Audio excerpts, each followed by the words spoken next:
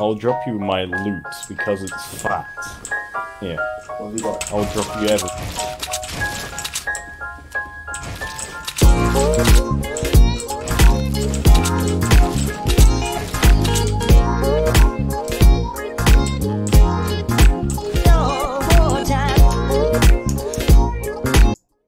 Alright, peace out, man. See ya. See ya. All the loot's over here. Oh shit.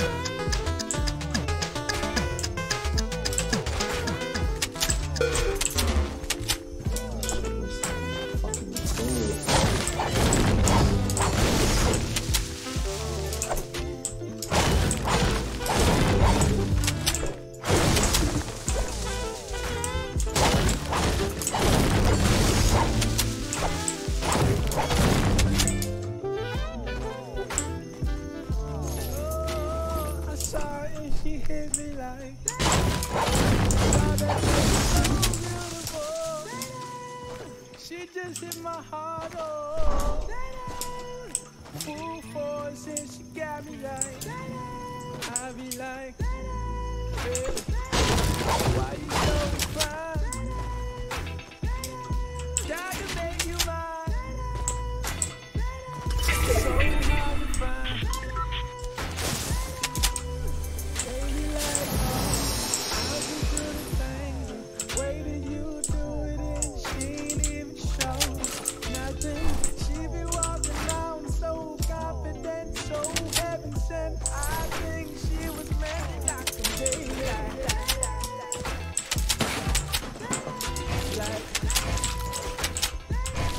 girl, you so fine. Oh, oh, oh, yeah. Girl, you rockin' like,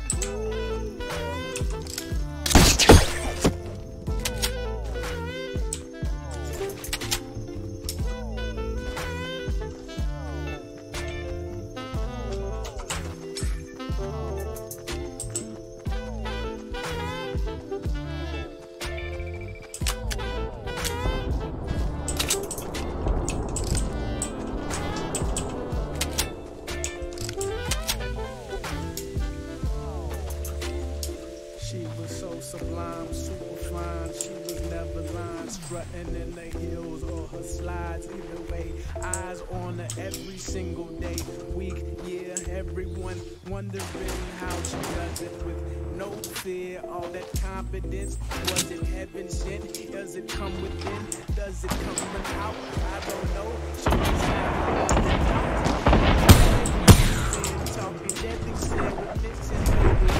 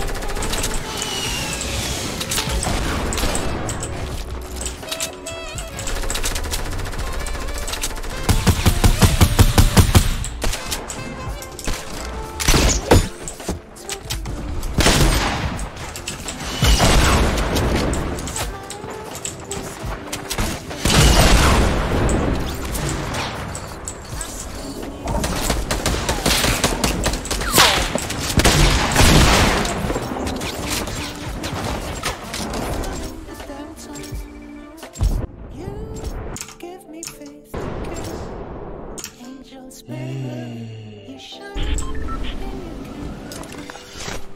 of light coming from the bone. Have no clue.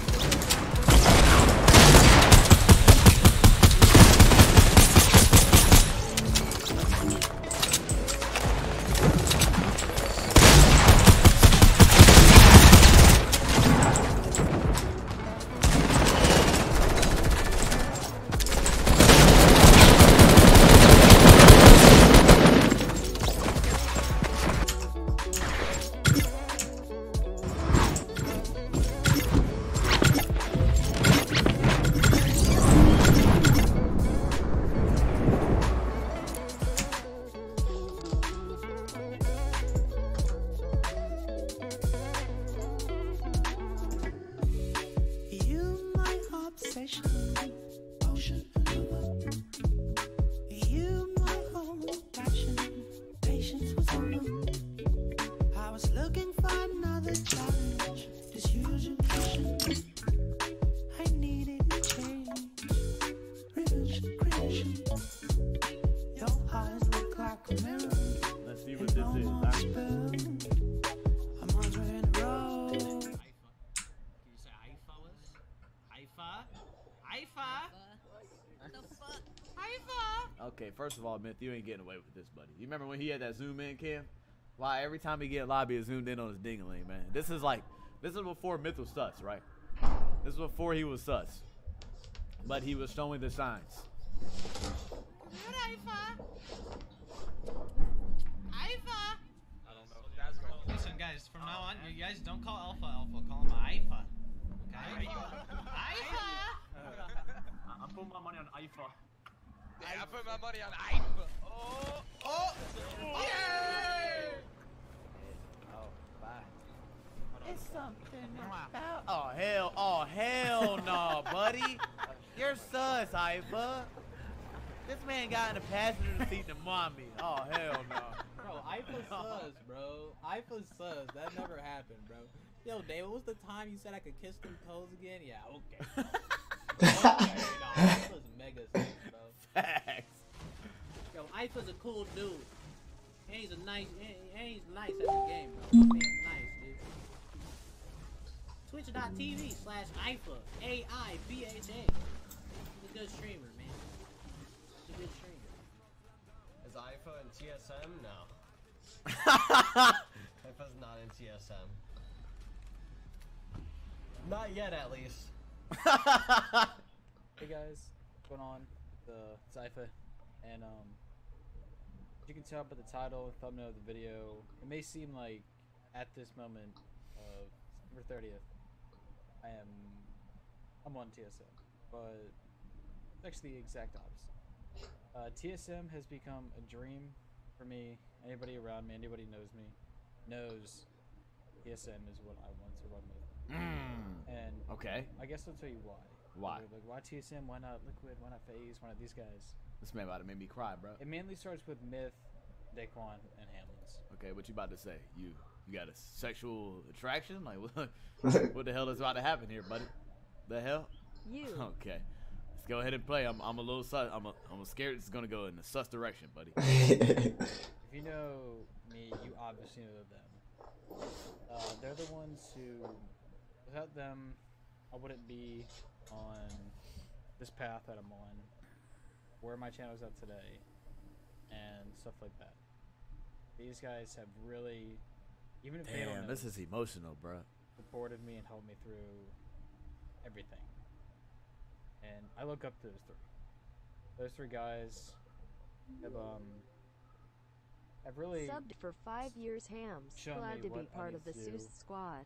And without them, I don't know where I'd be today. Bro, this is Bible thump, And bro. it would have maybe like Wholesome. the thought of representing the same organization as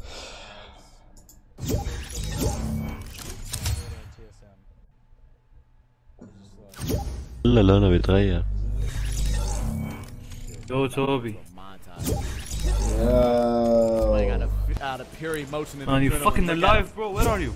Yo. My. What do you mean, brother? My feet now. وين هذا يا أخي هلا وقته؟ Where's the cool guy? What the fuck? آخر واحدة سودا. أوه هذا حطوه. والله حلو. Listen. حلو هذا السكن اللي بالستور. FKJ تادا. كيف ما حلو؟ وير تربع كل شيء. تربع كل شيء، ما له مقطع وبطيخ. تربع كل شيء. والله حلو السكن هذا.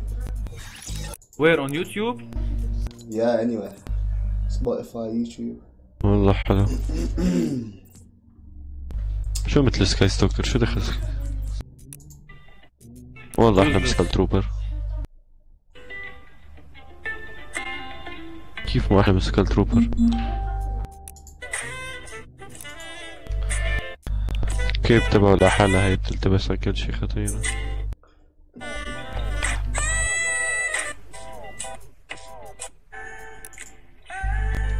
Not my type, bro, of music. What? Wow. My type is XXX Tentacion. No. What? Search for this. He's an Irish singer. Oh, Ed Sheeran. Eden. No, not Ed Sheeran, bro. Eden Sheeran. Eden drugs. اسمع ready up Toby. I'm just changing my outfit.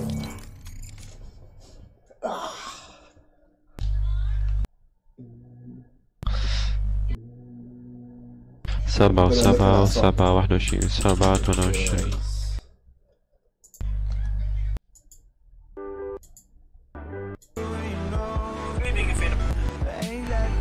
والله خطيرة سودا.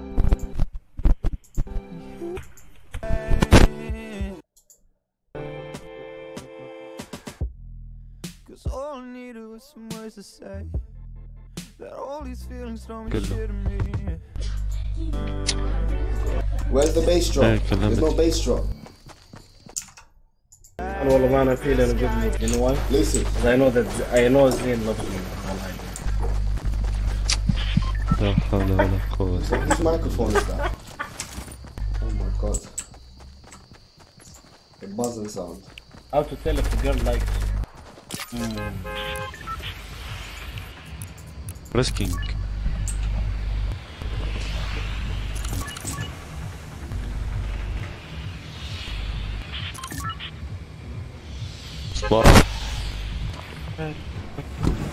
This must be all for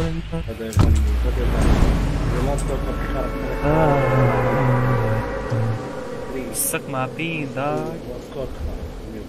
Bye. واو بهاء حيعمل لك ميوت. Wow, bro, you know what? I don't give a fuck. لا مش لا you're in the past obviously. مش حاعمله أنا عملت له English. If you want anything. شخصية. You get the point. إيه خلاص. والله I don't get the point. Suck my bean.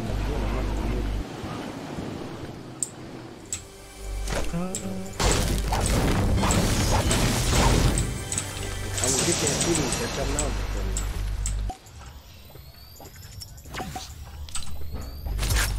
أحلى.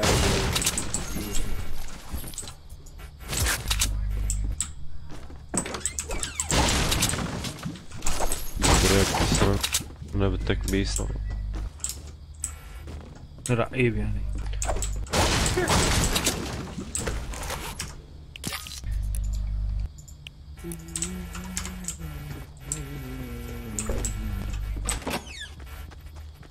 والله بدأ شوية شيلات هسه على أغاني هندية. والله في الأغنية الهندية ما نقدر نستقل من والله. أيوه. يو كاتشاب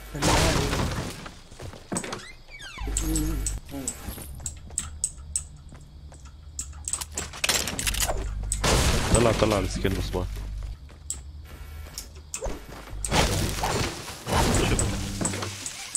حلو. طالع من شوي.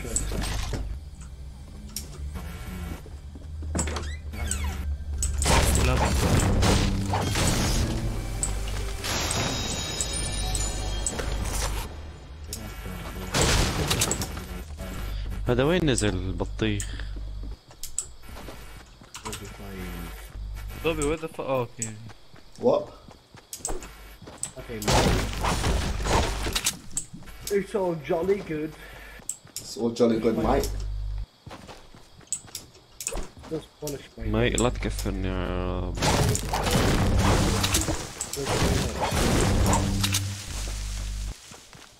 فاتسلخ شو بينج اليوم فاتسلخ. ما عم بطلع أصوات. راح اسلخ. فاضي؟ شو حتسلخ؟ عشان لما انت تسكر تتعربد، شو حتسكر؟ وشو حتتعربد؟ فودكا. Is that all you have؟ يا عمي غير شوي. الدنيا حط شوية هواين رم. يلا فوت على الساكن. الصبح.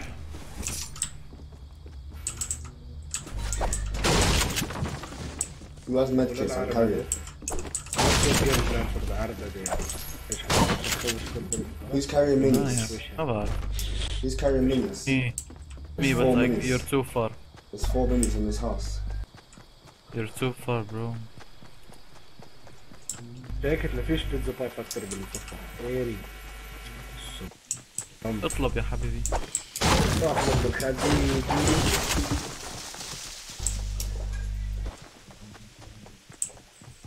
ولا قال لك اطلب. شو اللي اطلب؟ ايري بيطلب. ما في ما في.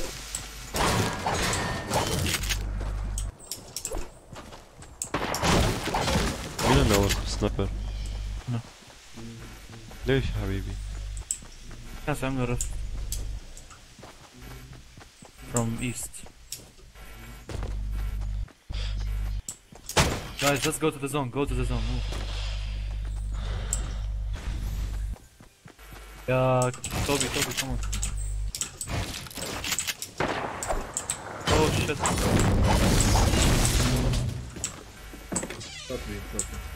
Who just shot? No. طبعا.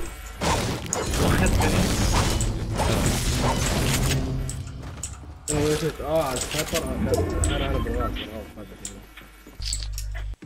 Where are they? تضحك بالسناب. being Deagle? being a dick never goes on the spine. وين ديجل؟ ما قلت ديجل انت؟ الو الو طارق جاوب عليه دخيل.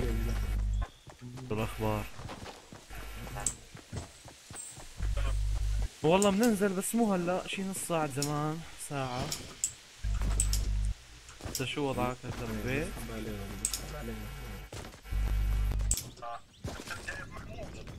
ايه والله كاني والله عادي يا عمي، يلا يجي نضيع وقت.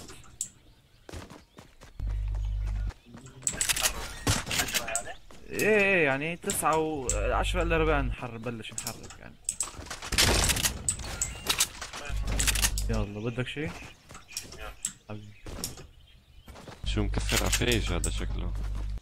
هو قال لي اصلا جيبه، بحب يضحك عليه ويتمسخ عليه. قال بيعجبني غباؤه. I like this guy. مين؟ Of course it's Page. اللي بكره Page. Frank anybody بكره مصر.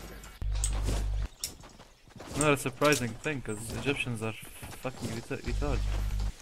مصر، سوريا، الأردن، فلسطين، يا سيدي. لا حبيبي سوريا ما تحكي عن الأردن. سوريا أشوف الأردني محترم، بس الأردني هو المنيك. أنا مش فلسطيني ولا أردني، أنا كندي. قصمك. Keep falling for the same joke you dumb bitch. غبي. بالله انك غبي. انت كندي. زي كفار. Bro, this guy thinks he's Canadian just because he has his passport. Oh no man, no. People are like, yo, That's one. Coming. Where? People. You're British or not? Where are you? Akhi, why is everyone down fucking corner, bro? Come. I can see them. Southeast. تعال يلا. Why don't we move together? I don't get it. Guys, come, they're here, in front of me.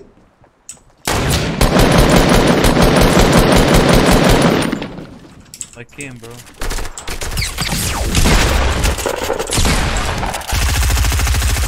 يا بها يلا.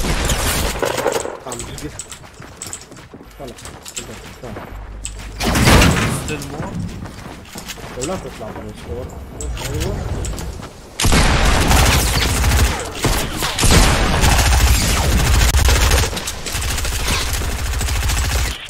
Help.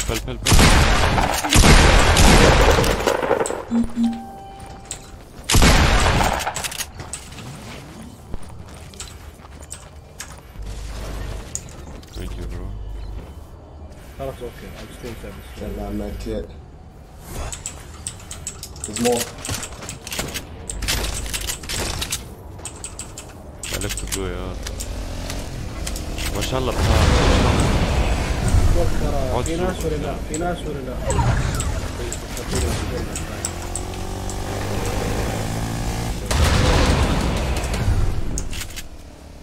أول طريق.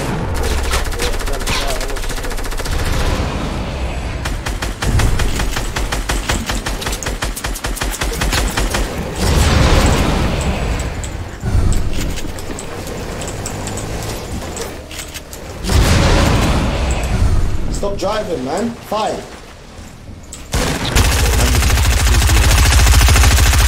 خرم ترانسفر كسر لي البيت.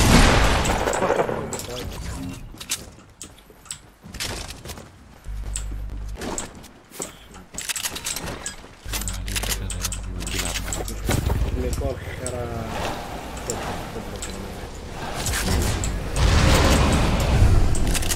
Give me minis. Give me minis. I dropped some.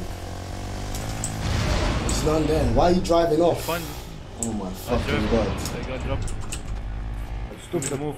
Walk. Why are you driving off? Car, come here.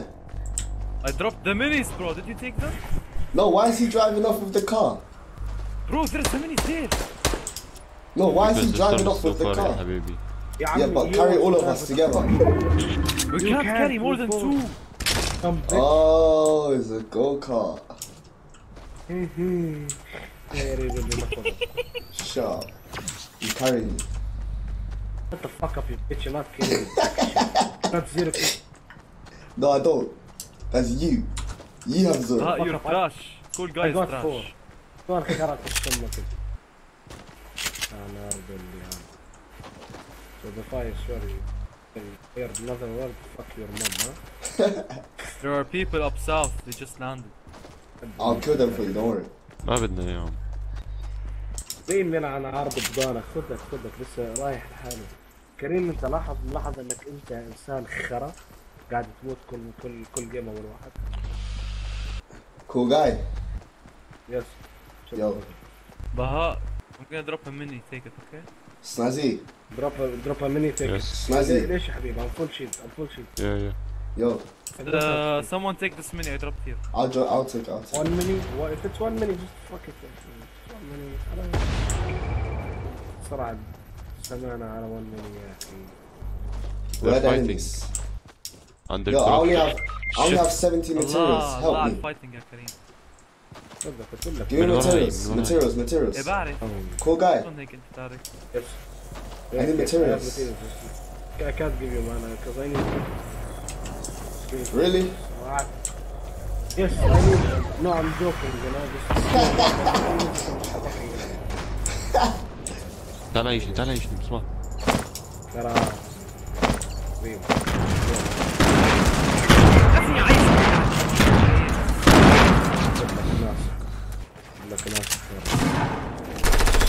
ركلي وراه صعب نحط الشط يا الله.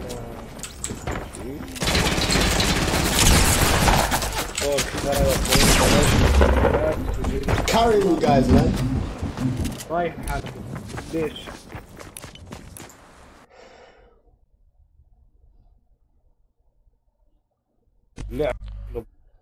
اللعب شكله يا شباب. طاير سكر يا لاست جيم. عن جد لاست جيم. كريم انت اللعب تبعك صار خرا يعني نوب عن جد. يا حبيبي انا عندي طلع هلا ماني متفيق. بس ما حكيت على الا ربع و10. طيب اوكي هلا وربع الساعة. شوي ثاني. شو؟ مو اخر جيم شوي ثاني. اي خلي هذا اخر يطلع بها ونلعب دوز. روح العب دوز. والله ولا بطل. بحكم خير. سوي فيها ايش الشخر كبير. وليا. بريدي يا حبيبي. بريدي يلا.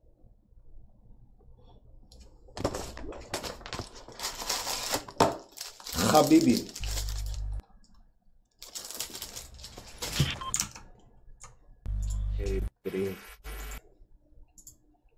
كريم والله احترت تاكل دوزك. حسيت لي حتروح تفوز. حتروح تفوز وكيف احكي لك اوكي. ايش هذا تاكل. You're playing shit in squad. Shut the fuck up. I carried you. You're dying the first guy man. You are dying. أول واحد.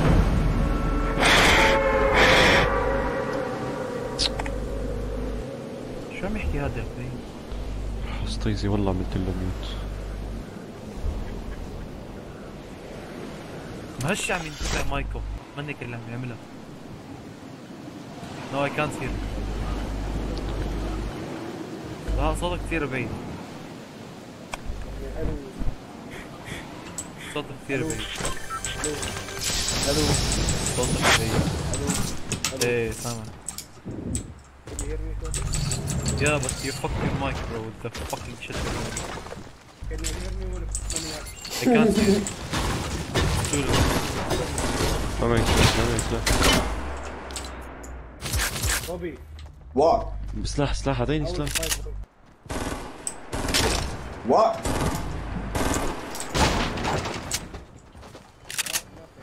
Bro, we can't hear you. We can't fucking hear you. صوتك واضح.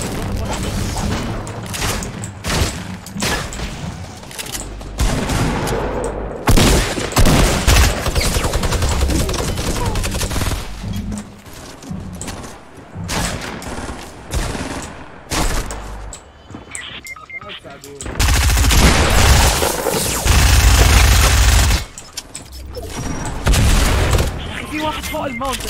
There's a guy on the mountain.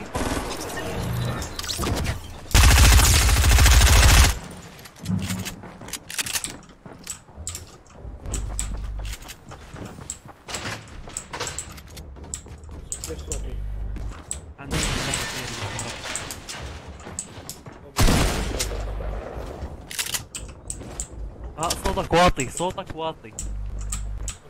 أحسن. ما في احسن. Your mic bro. Same shit. Fuck my mic. رجع.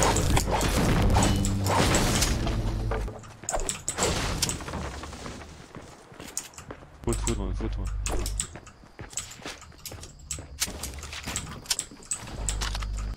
Lobby, stay alive bro.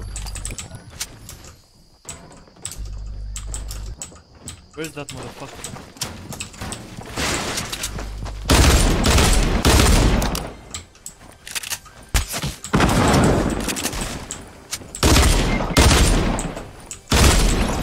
هيخلص علي. عيشني تعال عيشني. انا حمار اللي عيشتك يعني.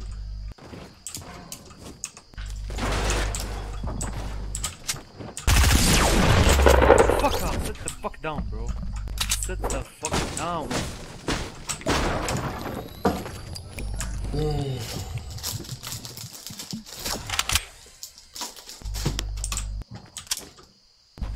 روح على موتن.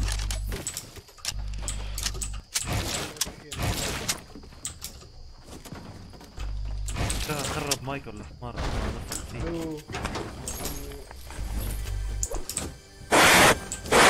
استنى ويت الو ميام ينفخ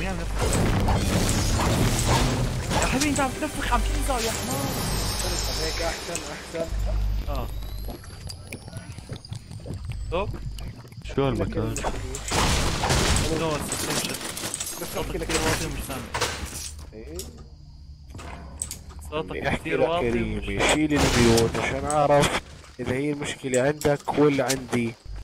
كريم شيل الميوت. عندك المشكلة يا خرا. خلص خرب المايك go get a new one. Bro, did you see how retarded the cool guy is? He just started going air into his mic and fucked it up.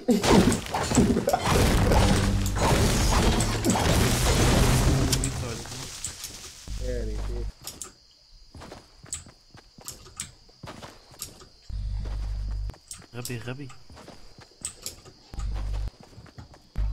ترى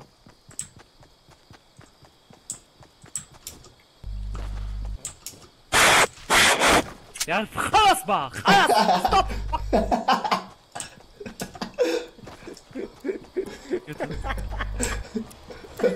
تضحك بلا اسنان. المايك منيح ولا لا؟ Bro, I fucking muted him, I swear. Son of a bitch.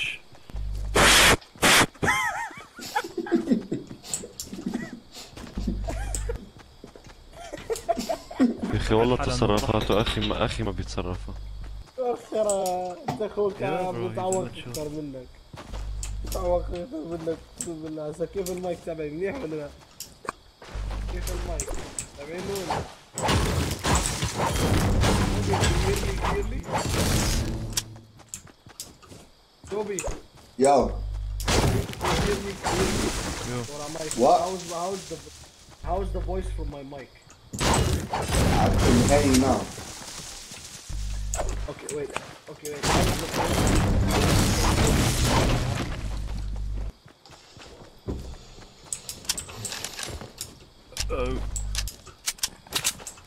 Toby, can you please tell me how my mic is doing? Is it clear, good. not clear?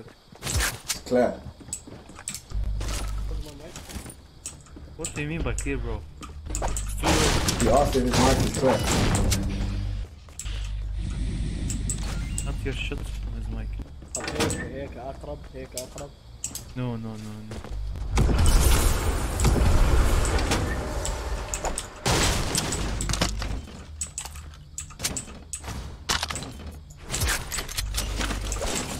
ما عندك مزاح. خلاص نضل نبدأ. بدأ السيارة لهون. Come on, use the rift out. Oh my god.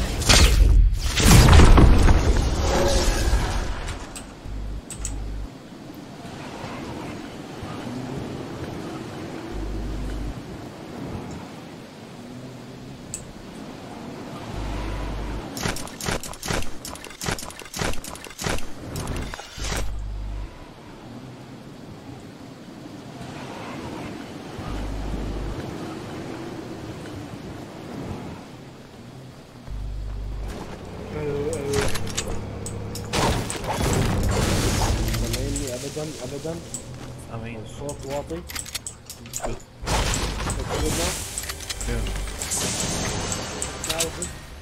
نو هلا مش سامع ولا شيء. هيك منيح صح؟ ايه واطي ولا اتس جود از بيفور يعني؟ not as before بس اوكي.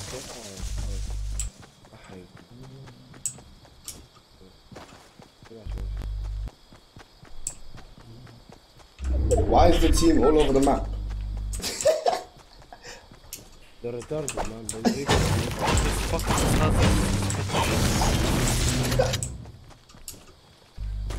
Suck my peen, dog.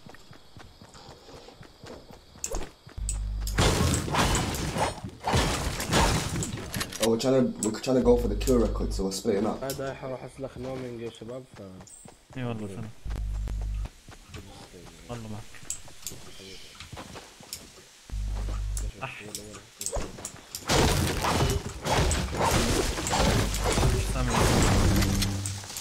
بدي اشوف اذا حتفوزوا ولا لا. I see guys. Snazzy, they come to. Snazzy. Where from? From your south.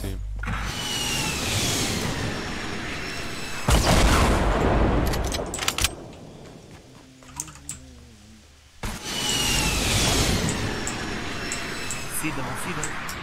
Chill, don't push, we're not together, chill. Going against 4.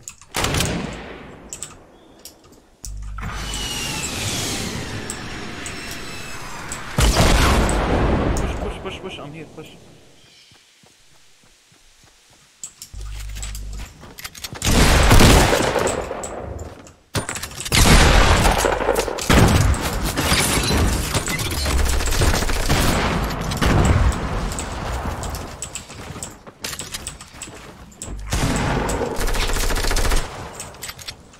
Yeah, bro.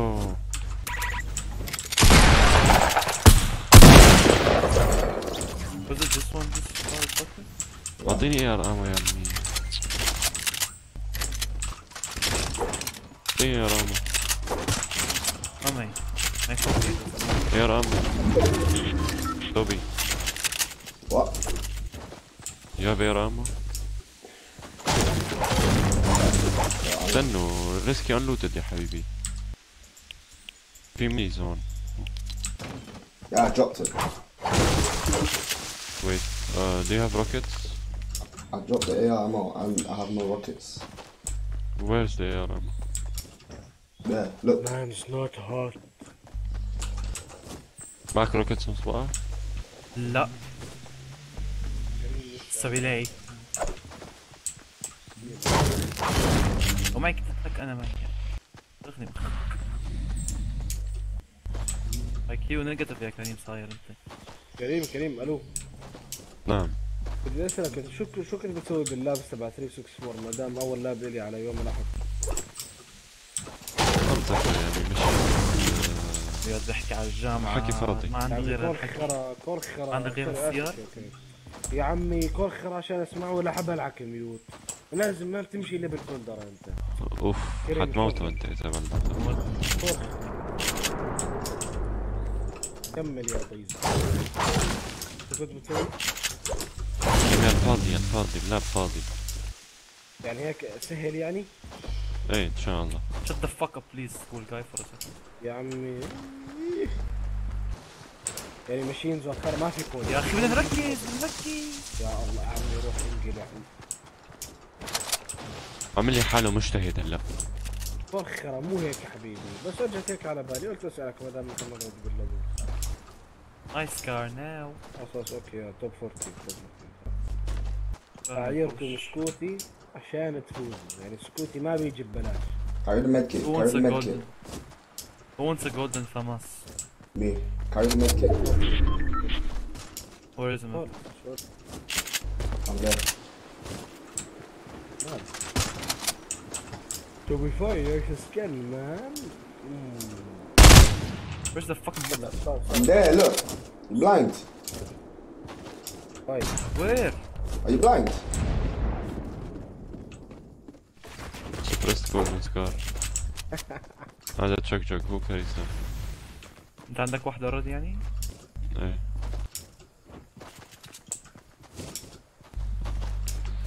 في مجال مين وراك يا الله ما حد. I dropped the scar Toby. I need AR ammo guys, I have only 48 bullets. Over there you dumb fuck. Shut the fuck up. If I listen you Jason Statham looking son of a bitch. What? Bro, you know if I will give you his dick and you will suck it, so please shut the fuck up, the poor guy. My launch pad then. I'll give you my big Palestinian dick. I call him. Wait, you my launch pad. Palestine, no? My launch pad. Okay, no one gives a fuck. انا عرضك. طيب باقي عنا هاي جراوند. 2 teams. 1 team. Okay, yeah, 2 teams. Where? No. يا اخي لا شو كل هالبيلدينج. بس خاوة لازم يشوف. بيلد نكست استنى بس بيلد نكست هنا أول شيء. لا هذول كامبينج. Was a car up west. Who has a sniper ammo? I have 20. Good. This guy's trying to build up to us. Where is he? Directions. Oh. Drop him. Oh, what the fuck? Do you plan on shooting? We're pushing. Shut up. You plan on shooting, you bitch?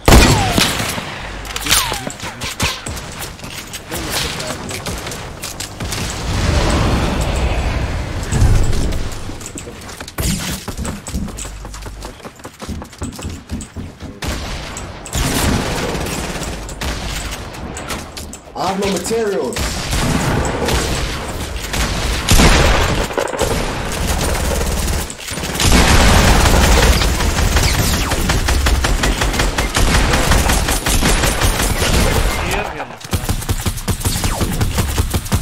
Nah, I'm carrying you guys.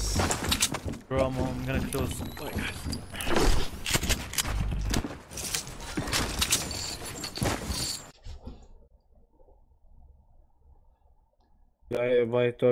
I told you to give me some fucking materials. Oh my god. Oh.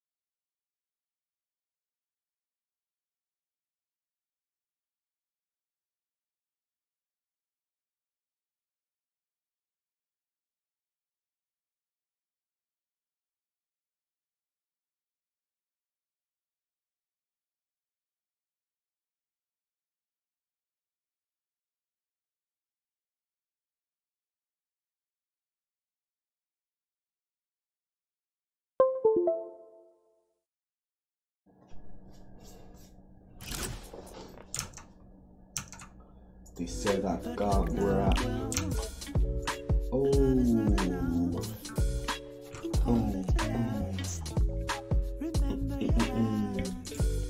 It's part of my past. Better get it up now somehow. But I'll never, never, never stop thinking of you. I better get it up now somehow. But I'll never, never, never stop thinking of you.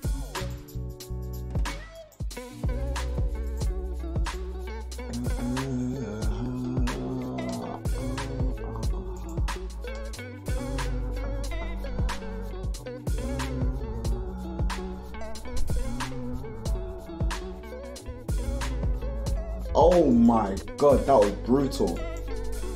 Holy. Yeah, I mean, he catches this kick. It was about the third time, and then he just launches this huge elbow right behind the ear. And oh my god. Completely out. Look at this elbow. He winds up. That's just classic Matt Brown right there. Boom. And the equilibrium is completely gone from Diego Sanchez. He kind of palms the face. Boom. Big right elbow over the top. Oh my god. Reaction from Matt Brown, who got to go over and greet.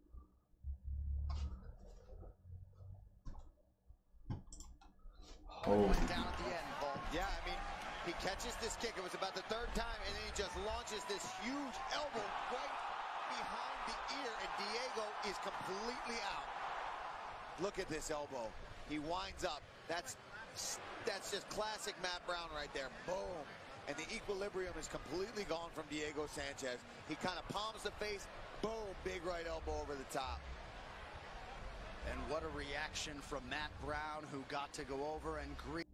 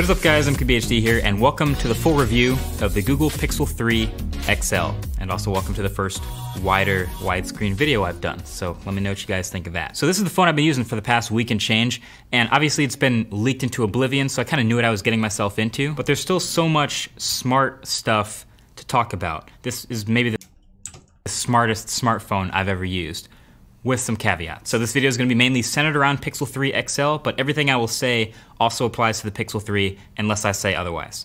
Here we go. So on the outside, I really like the new hardware of this phone. It's pretty much better in every way than the Pixel 2, from the way it feels to the way it's built. The highlights of the Pixel 2 are still here. So the stereo front-facing speaker pair, still here. The squeeze for assistant, the two-tone back look, but now there are new materials and just a new quality to it. We all know the back is now all glass, but this two-tone look comes from frosting the glass of the lower part, and it's impressive that it actually gives you this soft touch feel. But as you can see, it's not perfect. It can be very easily scratched. You might remember I did an unboxing of this phone on Instagram Live, and within seconds of taking it out of the box, without even ever putting it in my pocket once, there were these little tiny scratches in the back on the soft touch part. So it turns out those tiny little scratches, the micro scratches, they can buff out pretty easily with your shirt or a microfiber or something.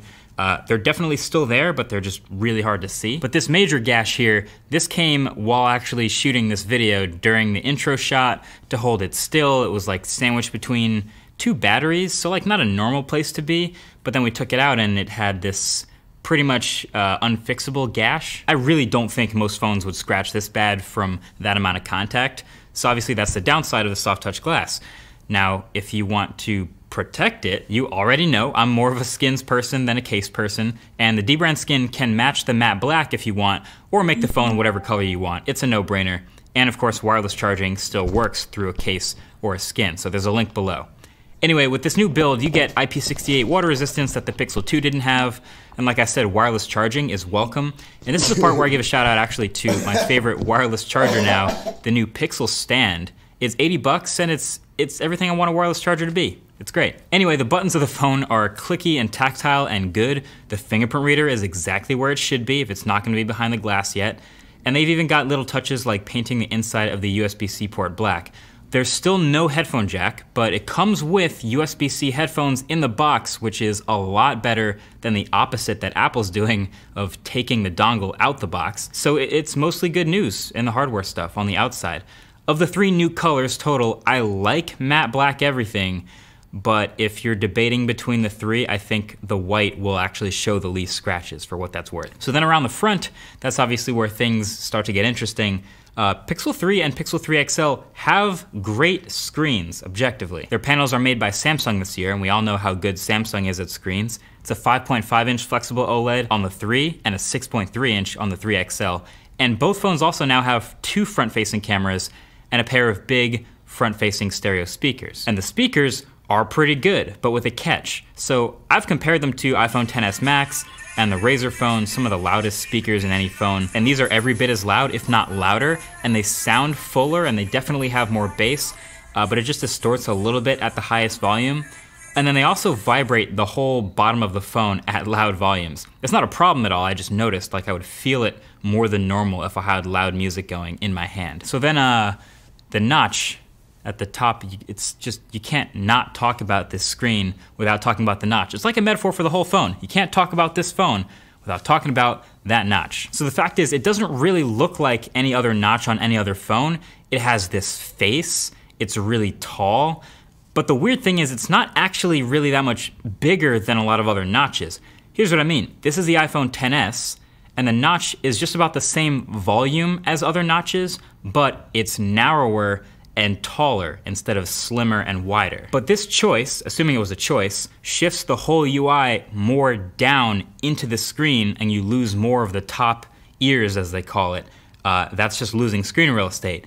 This, my friends, is what we call in the business a poor use of space. Do they absolutely have to go with this tall of a notch? I don't know. Google didn't really tell us. They didn't really emphasize anything about it in the keynote, obviously. Like, were they so set on having 2 front-facing cameras and a big speaker that they had to go with this tall notch?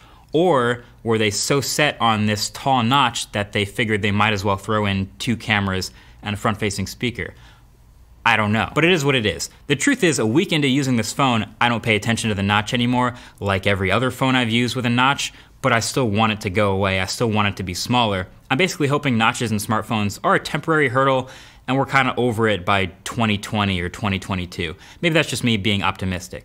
But until then, if you absolutely cannot deal with a notch, you can either get the smaller Pixel 3 and deal with a smaller phone with a smaller battery, or you can hide the notch by ticking the developer setting that permanently blocks out the top notch section. Your call. So I could talk for a while about performance and smoothness of a smaller phone with a smaller battery, or you can hide the notch by ticking the developer setting that permanently blocks out the top notch section. Your call. So I could talk for a while about performance and smoothness of Android on this phone, but the bottom line is, it's good. That's the short of it. Google knows how to tune their own Android phone. It's well optimized. And this is going to be one of the only phones with Android P for a while. Now on the 4 gigs of RAM, I'll get to that in a second, but just the overall smoothness and performance of Pixel 3 has been great. I'd say my biggest complaint with the software is probably just the gestures, honestly. I've done an entire separate video on all the new stuff with Android P, including these gestures, which were optional at the time, but now this is the only navigation option and you're forced to get used to it, which I am, but I still don't prefer it, so that's just me. But then past that, Pixel has all kinds of little software tricks and smart features, possibly making this the smartest smartphone I've ever used. Google Lens, identifying things in front of the camera all the time. That's smart. The Now Playing feature, I love this. It'll tell you what song is playing in the background of whatever room or car you're in without you having to ask, and it keeps a rolling history of it. That's smart. And of course, just Google Assistant in general, absolutely useful. And call screen. Call screen is super good. I think we've all noticed at some point there seems to be more spam calls happening, at least to me, I've noticed it. So when you're receiving an incoming call on Pixel 3 with call screen, you can either accept, reject, or screen the call with Google Assistant. And when you do, Google Assistant picks up the phone call.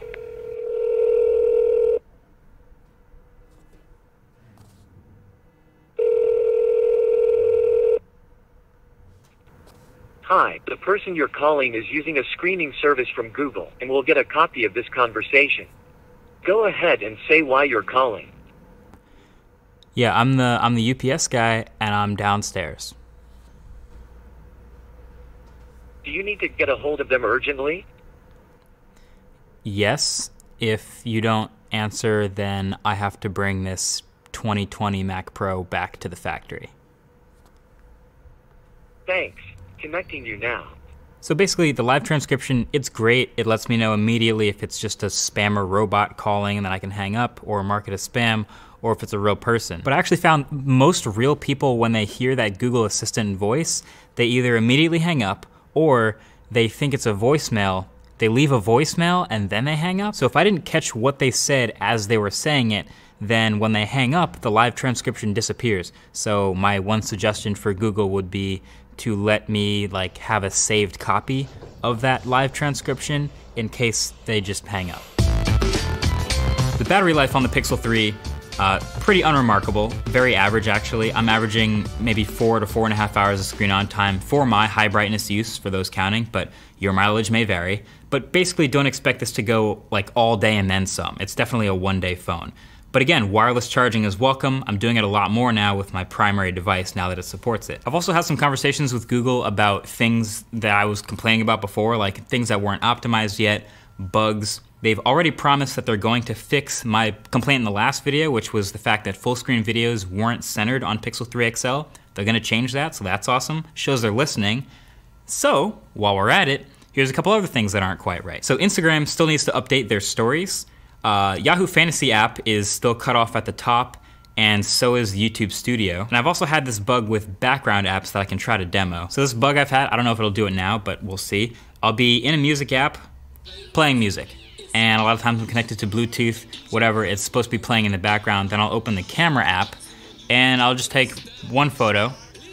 And a lot of times that's enough to close the music app in the background and completely stop it from playing.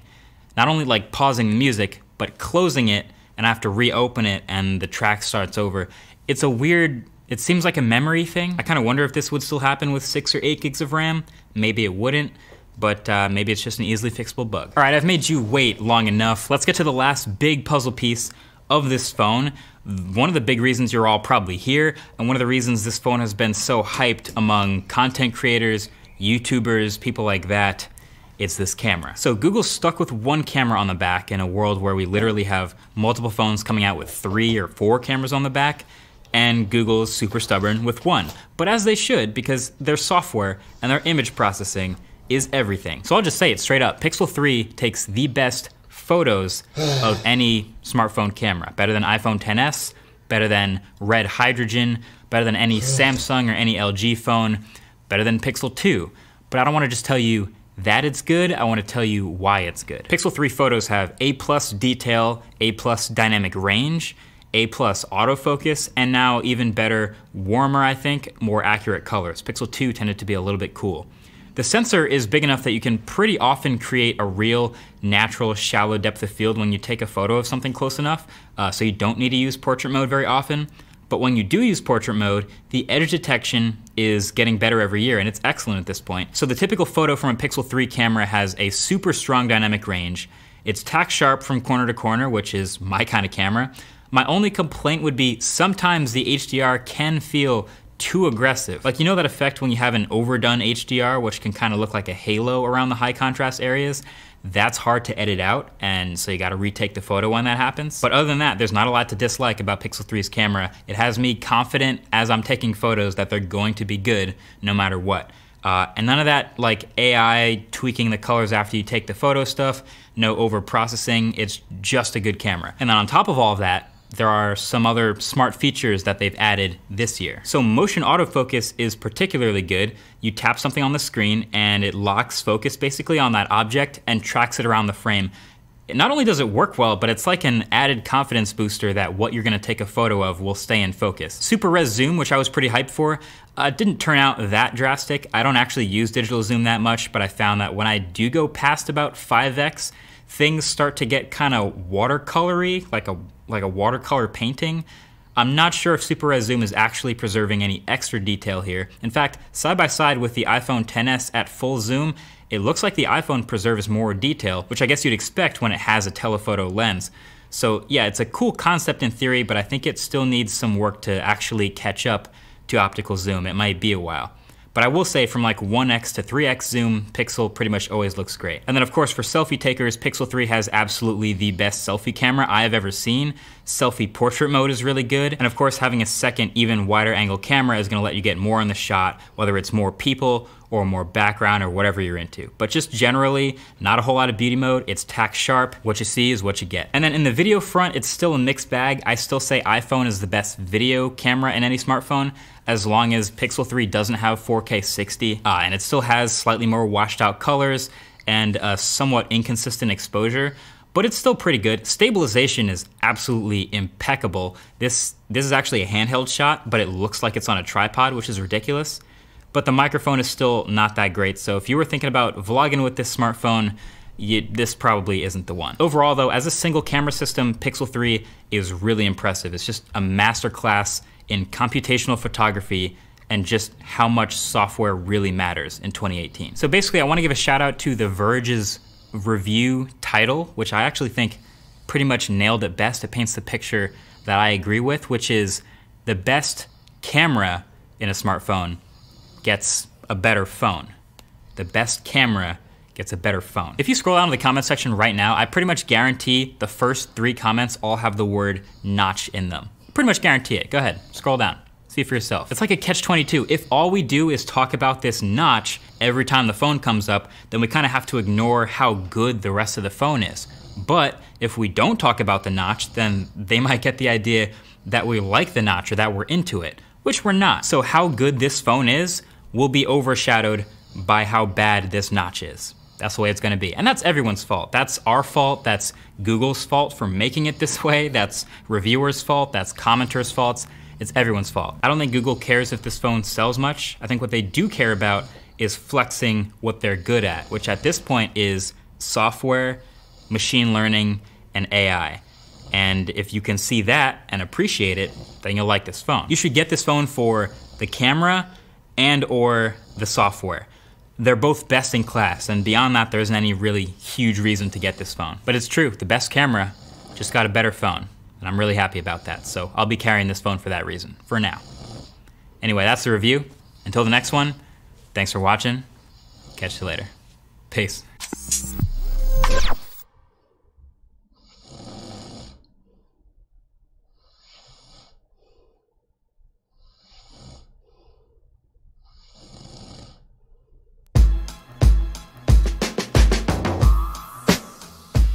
Here we go. It's the Pixel 3 and the Pixel 3 XL. These might be the most leaked phones in history, but nothing can replace actually using the things for a week, which I have.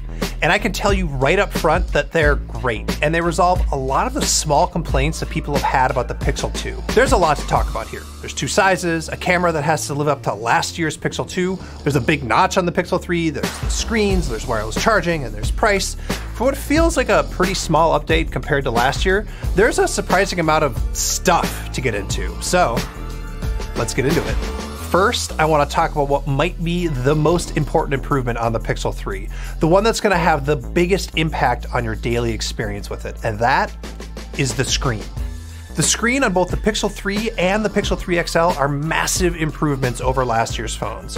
We're still looking at OLEDs here, but they're bigger on both phones, and simply the biggest, most important change is the color quality and the brightness, especially on the Pixel 3 XL. Last year's Pixel 2 XL felt like you were looking at colors through like parchment paper, but that problem is 100% gone now. The screen is brighter, the reds are redder, and everything just pops more.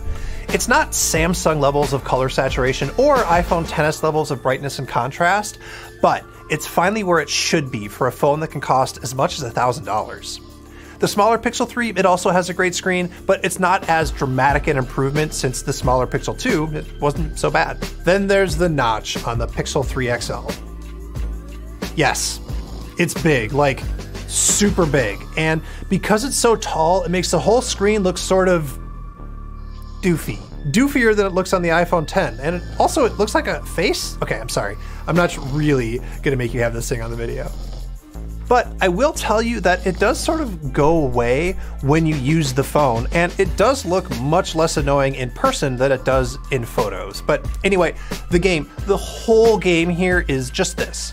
Did Google justify the notch with the features that you get for it? So let's just go through what you get. First, you get more screen, but that doesn't necessarily mean that you get more information. In fact, if you look at the status bar, you'll see that you have to turn off the battery percentage in order to see all the status icons.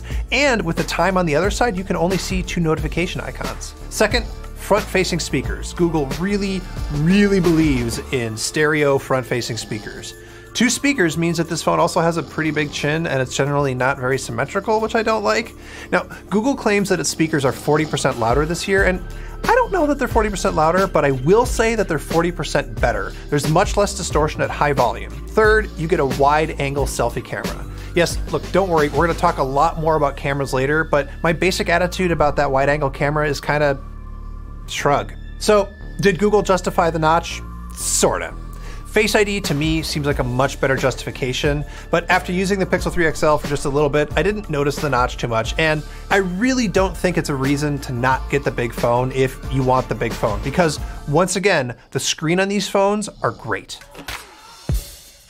This year, the build quality and just overall feel of the Pixel is just really top notch. I mean, okay, it's really good. Switching the back to glass gives you wireless charging, sure, but it also just makes the whole thing feel more refined.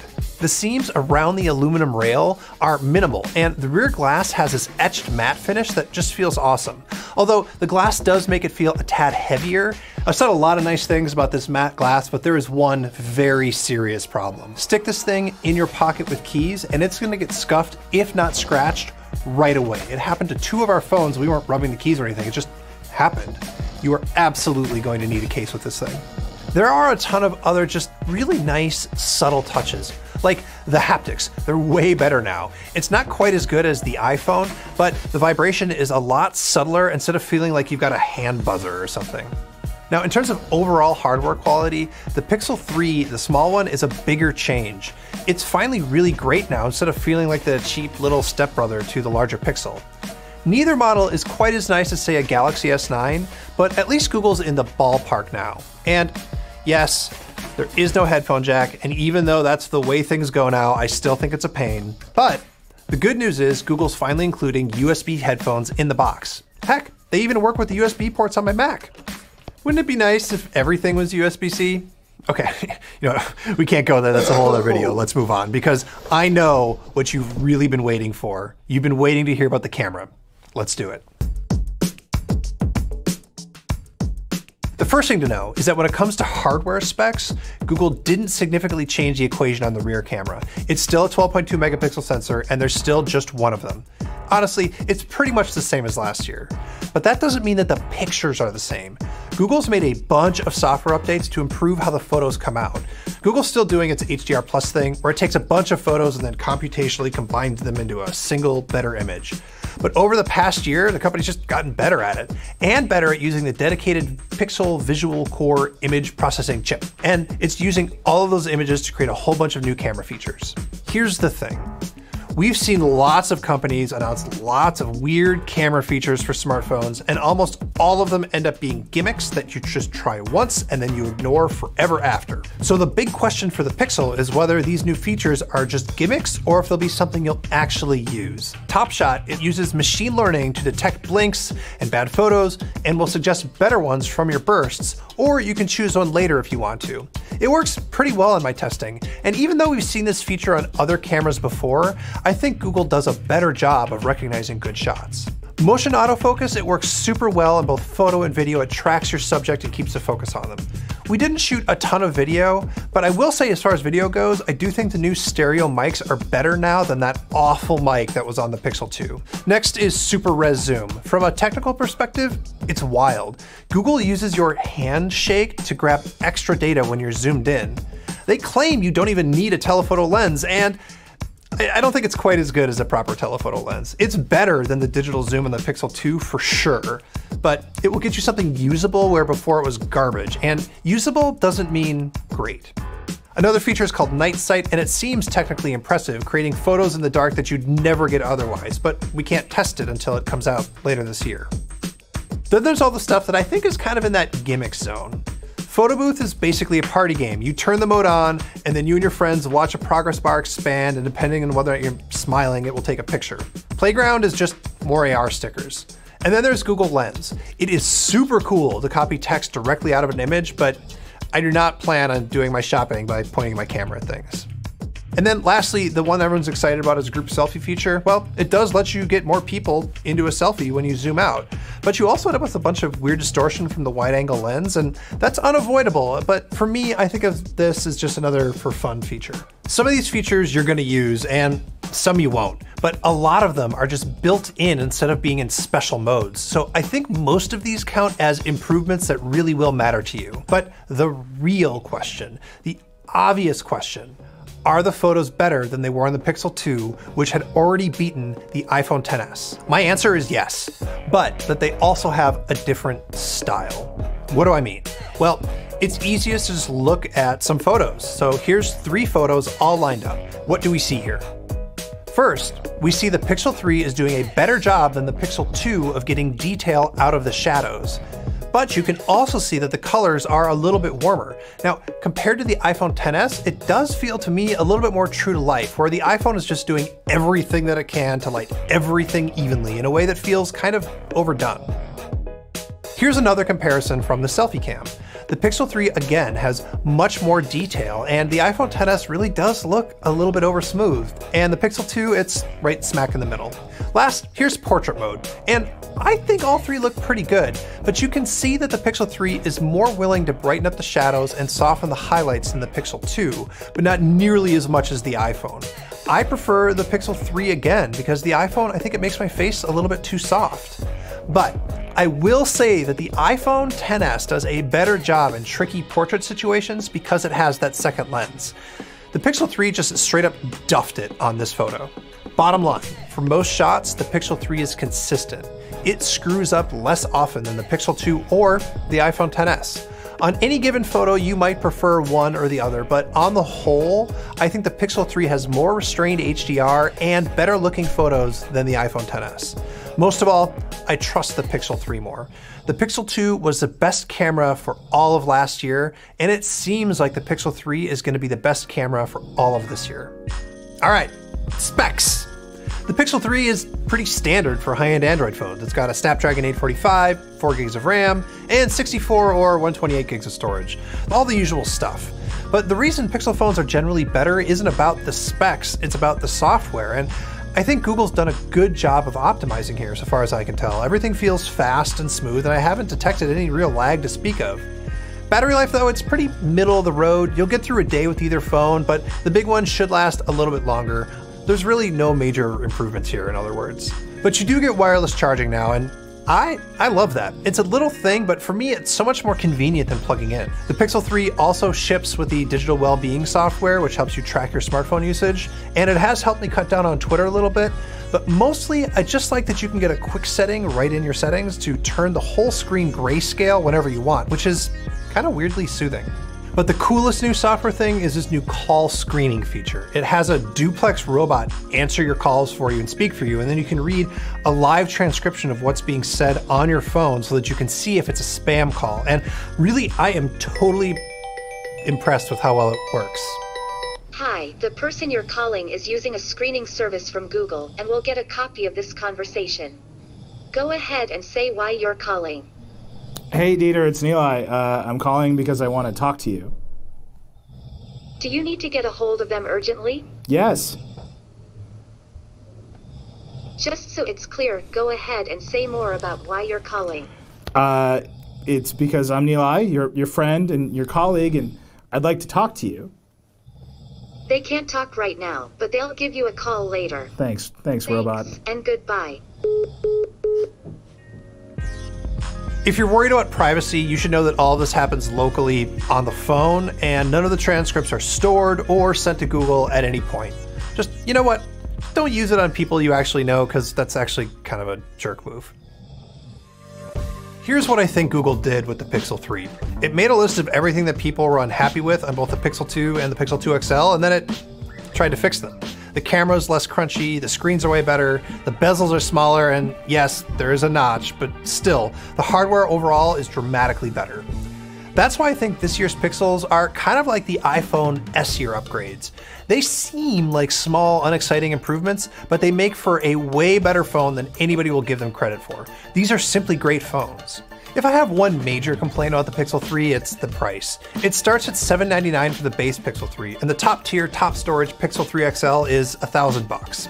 Are they worth that much? Well, yes, they're top tier phones with great cameras and specs and build quality, but you can get a lot of what these phones offer for way less in the Android world. Now, should you upgrade? Well, that depends on what you have now. If you have a Pixel 2, a lot of these features will come to you via software update. And if you have an iPhone, well, take a long look at your Blue Bubbles and your iCloud photo groups and have a think about how important they are to you. But if you want the best Android experience and the best camera you can get on a phone today, the Pixel 3 is it. Thank you so much for watching. Really appreciate it. I had a lot of things to say about the Pixel 3. Let me know in the comments, are you thinking about getting a Pixel 3 and what's going to make your decision for you? And also, Google announced a few other things, and we have a really great hands-on with the Chrome OS Pixel Slate tablet, so you should check that out too.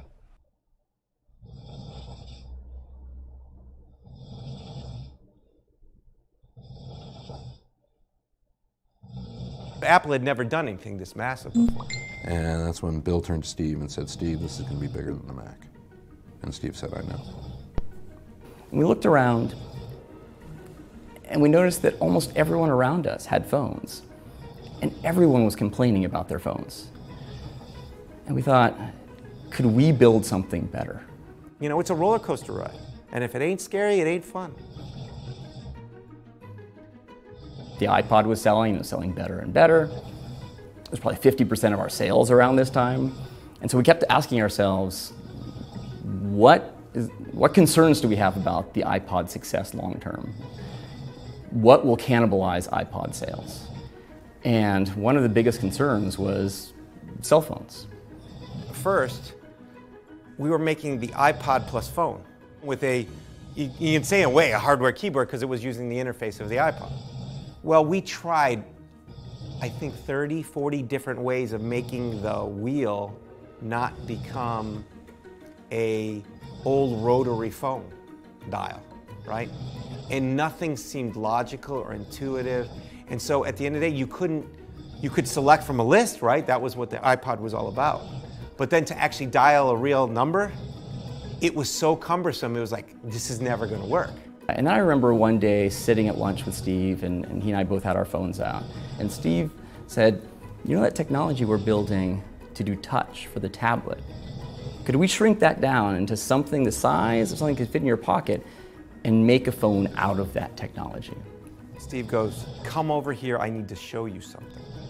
I said, sure, show me something. And so he walked me into the room, and he goes, it was basically like a ping pong table-sized demo with a projector that was projecting a Mac interface on it.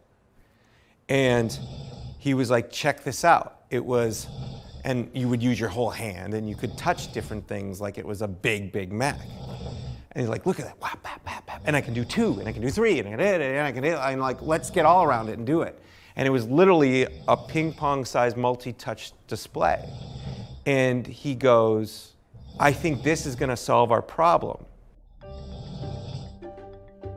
There was a time in 2005, I think it was, that we'd been doing a lot of designs, but the designs weren't quite there yet. It didn't feel complete. And Steve came to one of our design meetings and he said, this isn't good enough. Like, this is it. You have to come up with something so much better. This is not good enough. He didn't have to read tea leaves.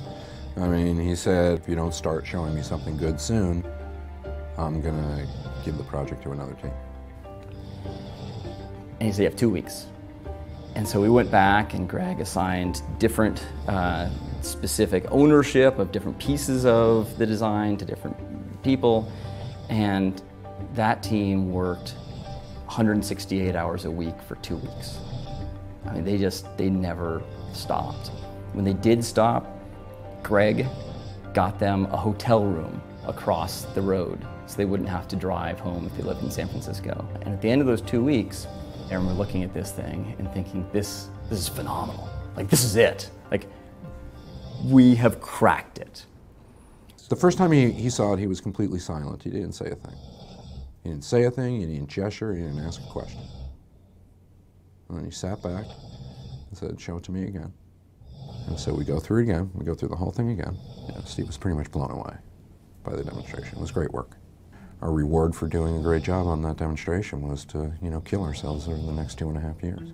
The biggest science project of the entire endeavor, I think, for software was the soft keyboard. We knew we'd be able to create a keyboard, but we knew we'd be compared against the BlackBerry. The BlackBerry was the most popular smartphone out at the time. It was called the Crackberry, right? We hadn't seen multi-touch in action, right? Was multi-touch touchscreen actually going to deliver a good enough? And how good is good enough compared to this keyboard, this Crackberry keyboard? You know, we're bringing up a whole vocabulary. We're bringing up a visual vocabulary, what the touch interactions would be like, pinch to zoom, and the scrolling behavior with the, you know, we call it rubber banding, the bounce at the end of the scroll to indicate you're at the end of the list. It was all new. I remember we got somewhere in, I think it was early 2006, and I could see the light at the end of the tunnel for the iPhone OS. I could see when it was going to ship. The keyboard wasn't there. Its accuracy was poor. It was hard to use. If you wanted to write an email, you'd give up. And so I went and I froze all development on all applications. And every UI developer at this point moved over, and I said, we're going to spend a few weeks and everyone's building keyboards. And at the end of, you know, say 3 weeks, we all got together in a conference room and everyone got up and started demoing the keyboards they created. And some of these were just crazy. I mean, you'd do these gestures, these super complex gestures that were really hard to learn. And one guy came in with his keyboard. It looked like a natural QWERTY keyboard. It's the kind of keyboard you use on your computer. It looked just like that. He started to use it. it worked amazingly well. It was so accurate, which was completely different from the one we had 3 weeks earlier that looked similar but didn't work at all. So we started digging into, what did you do? And there are all these techniques you use, AI techniques and others, to figure out what you're trying to type. So if you type the letter T, there's a high probability you're going to type H next. The is a common word. So the H button would stay the same physical size to your eye, but the hit region would grow. And so when you went toward the H, you're probably going to hit the H now. And now the E is probably huge as a hit region, and you're going to hit the E. It would figure these things out. We have all these teams learning in parallel, right? We had to have an antenna. And so we all made like a 1.0 prototype phone, and we're like, if we would have known what we know now, back when we were making this prototype, we would have done this differently, and this differently, and this differently. And we're like, okay, blow it up. Now let's build the real one. And that's what was shipped. We were given, you know, okay, the screen's going to be this big, right? And then we were given plastic prototypes of the touch screen technology. We knew the general form factor, but it was a while before we saw anything approaching final industrial design. Just as we weren't seeing the hardware at the time, the team working on the hardware wasn't allowed to see the software at the time. I mean, it was very compartmentalized. We put a poster up on the wall that was the poster of Fight Club. First rule of Fight Club is you don't talk about Fight Club. First rule about the Purple Project, that was the code name, was you don't talk about the Purple Project. I can't speak to the efficiency, but I can tell you that it worked because not one person knew what iPhone was going to look like, right, before that keynote. People thought they knew that Apple was doing a phone, but nobody knew what they were going to see that day in January at the keynote. Every once in a while, a revolutionary product comes along that changes everything. And we are calling it iPhone. We demoed almost every feature. We played music. We took calls during music. We went to really large and complex websites. I mean, it was a major real demo, and everything was live. So I sat there just sweating the whole time. I was so nervous about it. When you run into bugs today, that's because it's been worked out. Like then it's just the first time. Like and you would go, okay, press this one now. Wait 2 seconds, press this now. But it was so choreographed. If you went off the script, it could, right? So you had to make sure when the demoers knew exactly what they were supposed to do at which time. You do a great demo at Macworld Expo. The people in the audience are either media, Apple employees, or people who would pay money to like go to this conference about, you know, the products of their favorite computer company. It's pretty industry specific. The fact that you saw people in lines around stores or lines stretching into parking lots at not just Apple stores, but at every AT&T store was, in retrospect, it's really the first inkling that this is going to have a broader societal impact rather than just being the best phone ever.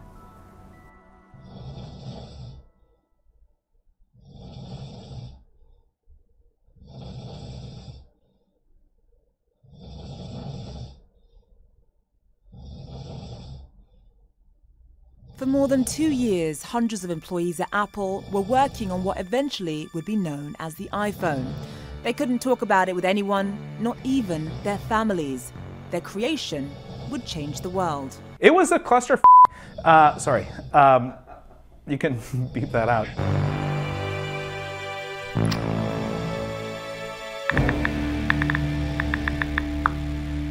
iPhone as a product never should have succeeded. When you make a new laptop, you make a new desktop, whatever, you start with a thing that works. You change the screen, maybe add a new little feature here and there, but that's it. You're done. iPhone was brand new from the chip up. We started with an operating system that had never been written to use the instructions on this particular chip. On top of that, we put a new way to interact with your phone, with your fingers. On top of that, we had built a whole new set of applications. We had to write everything from scratch. We hit problems in every layer of every stack. It was a nightmare. And we almost actually didn't ship a couple of times. The iPhone is arguably the most transformative piece of technology of the modern era, but its development was fraught with challenges. Andy Grignon was there from the beginning. I was an engineer. I was a senior engineer. I'd written a bunch of software for the Mac, and I'd partnered up with my buddy Tony Fadell, and he had something cooking. He couldn't really talk about it yet, and what we ended up kind of prototyping in the early days was this iPod. Remember the click wheel iPod, right? So, you know, play, pause, next, previous, that kind of thing. Imagine that same device, but 0 through 9, A, B, C, D, E, F, all the way around in a circle. And you dialed and texted like a rotary phone. It was as awful to use as it sounds, but that was our first attempt at making a phone. The year was 2005. That was one of the first iPhone prototypes. It would be another year and a half before it would finally be revealed to the world. Thankfully, another team at Apple was working on developing advanced touchscreen technology. It was meant to be used in a tablet PC. Steve Jobs had smaller plans for it. We had acquired a company called Fingerworks. They had this really cool technology where you could type with your fingers on a thin membrane keyboard that had no actual keys. It had like little squares on it. You could just tap with your fingers. And somebody had the cool idea to marry that touch technology with a screen, and that completely changed the entire device. But that big touchscreen left room for little else. Blackberries, the smartphone standard at the time, were revered for their physical keyboards. But some at Apple wanted to go a different route. Grignon's buddy Tony Fadell led one of the teams working on the phone project. The keyboard was absolutely the biggest decision that we had to make, whether it was going to have a hardware keyboard or whether it was going to be a software keyboard. It would never be as good as a hardware keyboard, but without the hardware keyboard, there were so many other benefits that you would have for all the apps and the software and the general interface.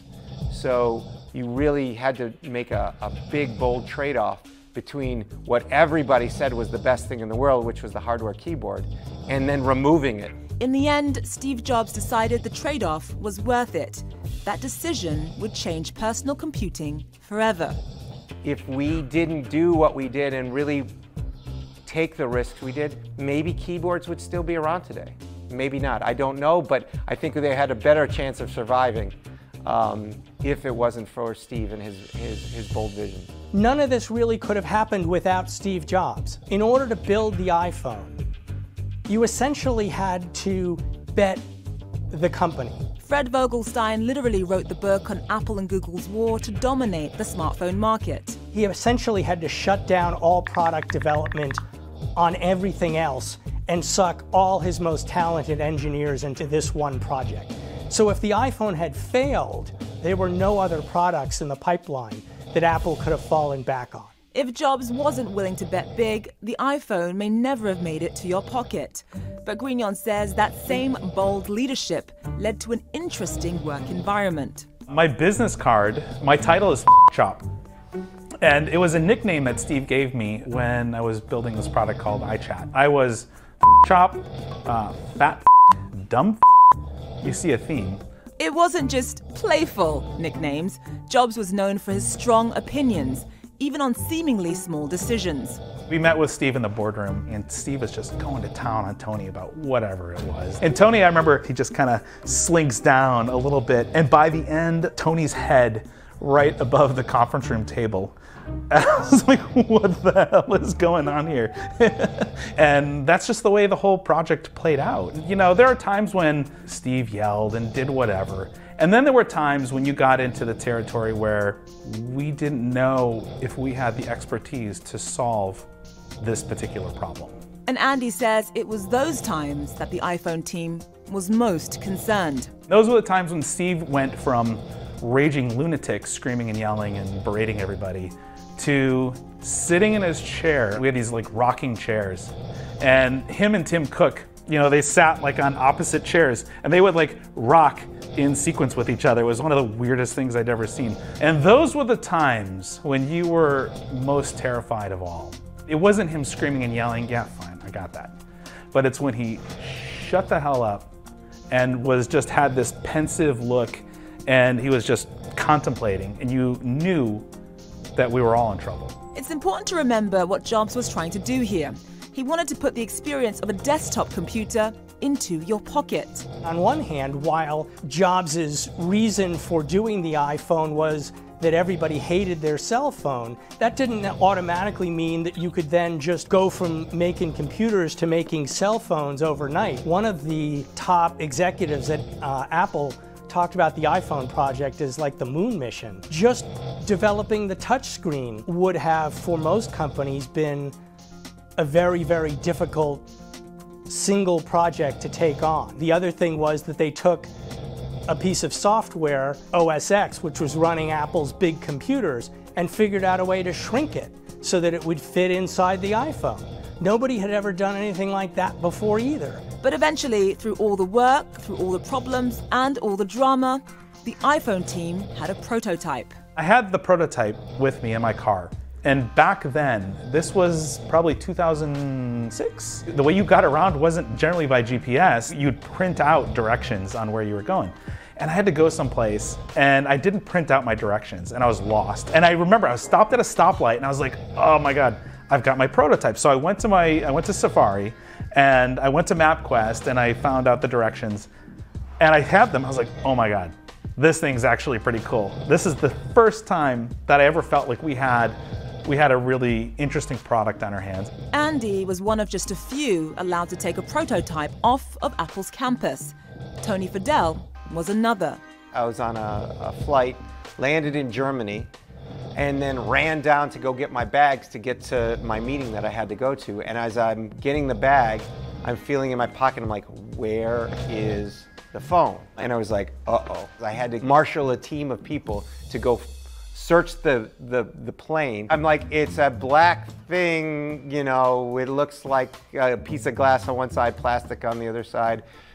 It's about, you know, a little bit larger than the size of a playing card deck. Please find this thing. I must have it. I have to have it. I need you to take me back there. And they eventually found it was in my seat, tucked between the seat cushions, to then extract the phone and bring it to me about, you know, a half an hour later. But you know, that half an hour felt more like a month. When it came to the iPhone, Apple's notorious secrecy was in full force. One of the things that was incredibly difficult about working on the iPhone for members of the team, most of them had no idea who was working on what. Apple is a very siloed and segmented operation. As the project got going, Jobs started pulling engineers off of existing projects and pulling them into the iPhone. You would come to work on Monday, and all of a sudden, places that you used to access were all of a sudden off limits. The Coke machine or the conference room that you liked to use was suddenly behind locked doors because members of the iPhone team were working on it. But when it finally came time to pull back the curtains and present the iPhone to the world, well, that brought a whole new set of problems. Announcement day was, I think, probably one of the most scary moments of my life. It's always a tense time when you start building something and you show it when every single component in there is new. Every piece of software, every piece of silicon, the touchscreen, all the applications, everything is new. And so there are millions and millions of things that could go wrong. It was choreographed down to exactly what you would press and when you would press it, because if you went off script, it was most likely going to die in some way. I had actually brought a bottle of scotch. We're in the audience, we're watching the whole thing unfold, and we decided whoever was responsible for that particular, chunk of the demo had to do a shot. And so after each chunk, like they're giving me a shot glass. I'm like, oh my God. By the end of the announcement, I had done like 6 shots of scotch, and I was hammered at the end of it. And I was like, oh my God. We would have backups upon backups upon backups, so that if something died, you could pick up another one that was right next to it to continue the demo. We had never once seen a demo run through go as well as announcement day went through. There was a couple of small little things that nobody would ever see, but it was probably the best announcement ever that I'd ever seen and that I'd ever been a part of. And so when you see that, the reaction, the crowd, it was unlike anything I think I'd ever been through. calling it iPhone. Today, Apple is going to reinvent the phone. I think people thought that the iPhone was going to be an important device when it came out. But I don't think anybody had any idea about how revolutionary it was going to become over the course of the next 10 years. I knew it was important. I didn't know if it was going to change basically the planet the way it did. Did we expect the iPhone to be as popular as it is today? No. We expected, I think, a successful product. We expected millions of people to use them. Honestly, I don't know that I expected 1 billion people to use it. It's how you find jobs, it's how you communicate, it's how you do all these things. We had no idea that was the product we were trying to create.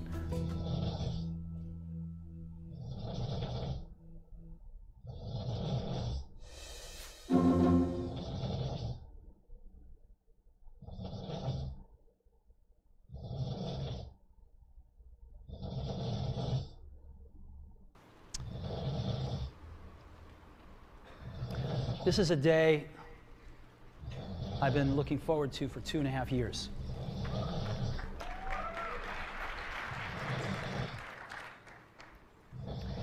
Every once in a while, a revolutionary product comes along that changes everything. And Apple has been, well, first of all, one's very fortunate if you get to work on just one of these in your career. Apple's been very fortunate. It's been able to introduce a few of these into the world. In 1984, we introduced the Macintosh. It didn't just change Apple, it changed the whole computer industry.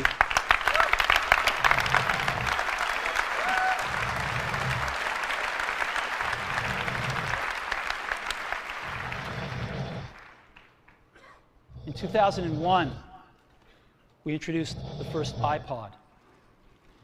And it didn't just change the way we all listen to music. It changed the entire music industry.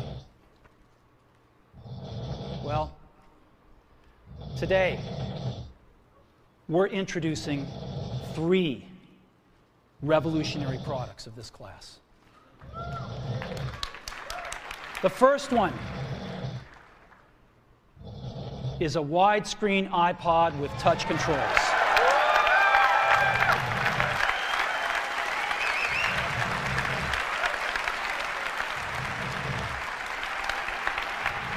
The second is a revolutionary mobile phone.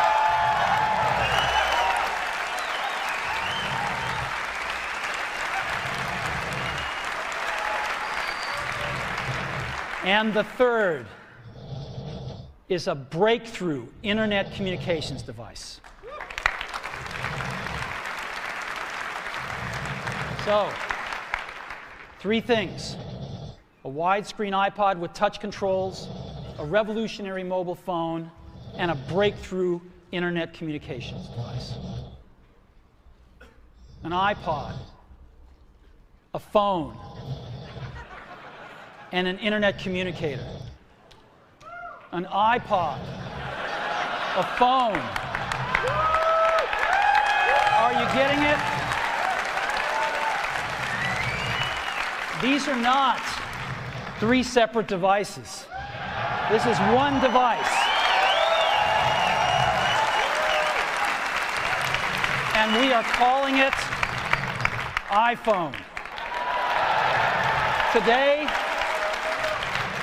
Today, Apple is going to reinvent the phone.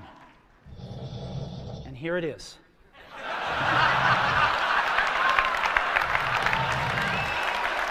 No.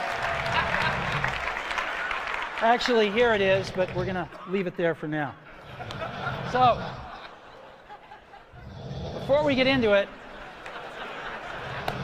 let me talk about a category of things. The most advanced phones are called smartphones, so they say. And they typically combine a phone plus some email capability, plus they say it's the internet, sort of the baby internet, into one device. And they all have these plastic little keyboards on them. And the problem is that they're not so smart and they're not so easy to use. So if you kind of make a Business School 101 graph of the smart axis and the easy to use axis, phones, regular cell phones are kind of right there. They're not so smart and they're not so easy to use. But smartphones are definitely a little smarter, but they actually are harder to use. They're really complicated. Just for the basic stuff, people have a hard time figuring out how to use them. Well, we don't want to do either one of these things. What we want to do is make a leapfrog product that is way smarter than any mobile device has ever been and super easy to use. This is what iPhone is. Okay? So, we're going to reinvent the phone. Now, we're going to start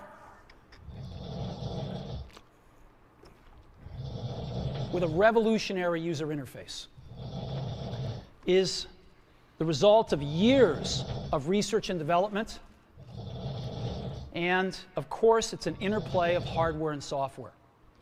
Now, why do we need a revolutionary user interface? I mean, here's 4 smartphones, right? Motorola Q, the BlackBerry, Palm Treo, Nokia E62, the usual suspects. And what's wrong with their user interfaces? Well, the problem with them is really sort of in the bottom 40 there. It's this stuff right here. They all have these keyboards that are there whether you need them or not to be there. And they all have these control buttons that are fixed in plastic and are the same for every application. Well, every application wants a slightly different user interface, a slightly optimized set of buttons just for it. And what happens if you think of a great idea 6 months from now? You can't run around and add a button to these things. They're already shipped. So what do? It doesn't work because the buttons and the controls can't change. They can't change for each application, and they can't change down the road if you think of another great idea you want to add to this product. Well, how do you solve this? It turns out we have solved it. We solved it in computers 20 years ago. We solved it with a bitmap screen that could display anything we want, put any user interface up, and a pointing device. We solved it with the mouse, right? We solved this problem. So how are we going to take this to a mobile device?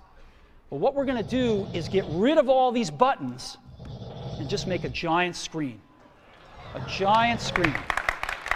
Now, how are we going to communicate this? We don't want to carry around a mouse, right? So what are we going to do? Oh, a stylus, right? We're going to use a stylus. No. No. Who wants a stylus? You have to get them and put them away and you lose them. Yuck. Nobody wants a stylus. So let's not use a stylus. We're going to use the best pointing device in the world. We're going to use a pointing device that we're all born with. We're born with 10 of them. We're going to use our fingers. We're going to touch this with our fingers. And we have invented a new technology called multi-touch, which is phenomenal. It works like magic. You don't need a stylus. It's far more accurate than any touch display that's ever been shipped. It ignores unintended touches. It's super smart. You can do multi-finger gestures on it. And boy, have we patented it.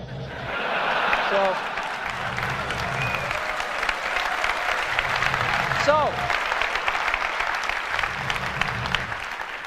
we've been very lucky to have brought a few revolutionary user interfaces to the market in our time. First was the mouse. The second was the click wheel. And now we're going to bring multi-touch to the market. And each of these revolutionary user interfaces has made possible a revolutionary product. The Mac, the iPod, and now the iPhone. So, a revolutionary user interface. We're going to build on top of that with software. Now, software on mobile phones is like baby software. It's not so powerful. And today, we're going to show you a software breakthrough. Software that's at least 5 years ahead of what's on any other phone. Now, how do we do this? Well, we start with a strong foundation. iPhone runs OS 10. Now,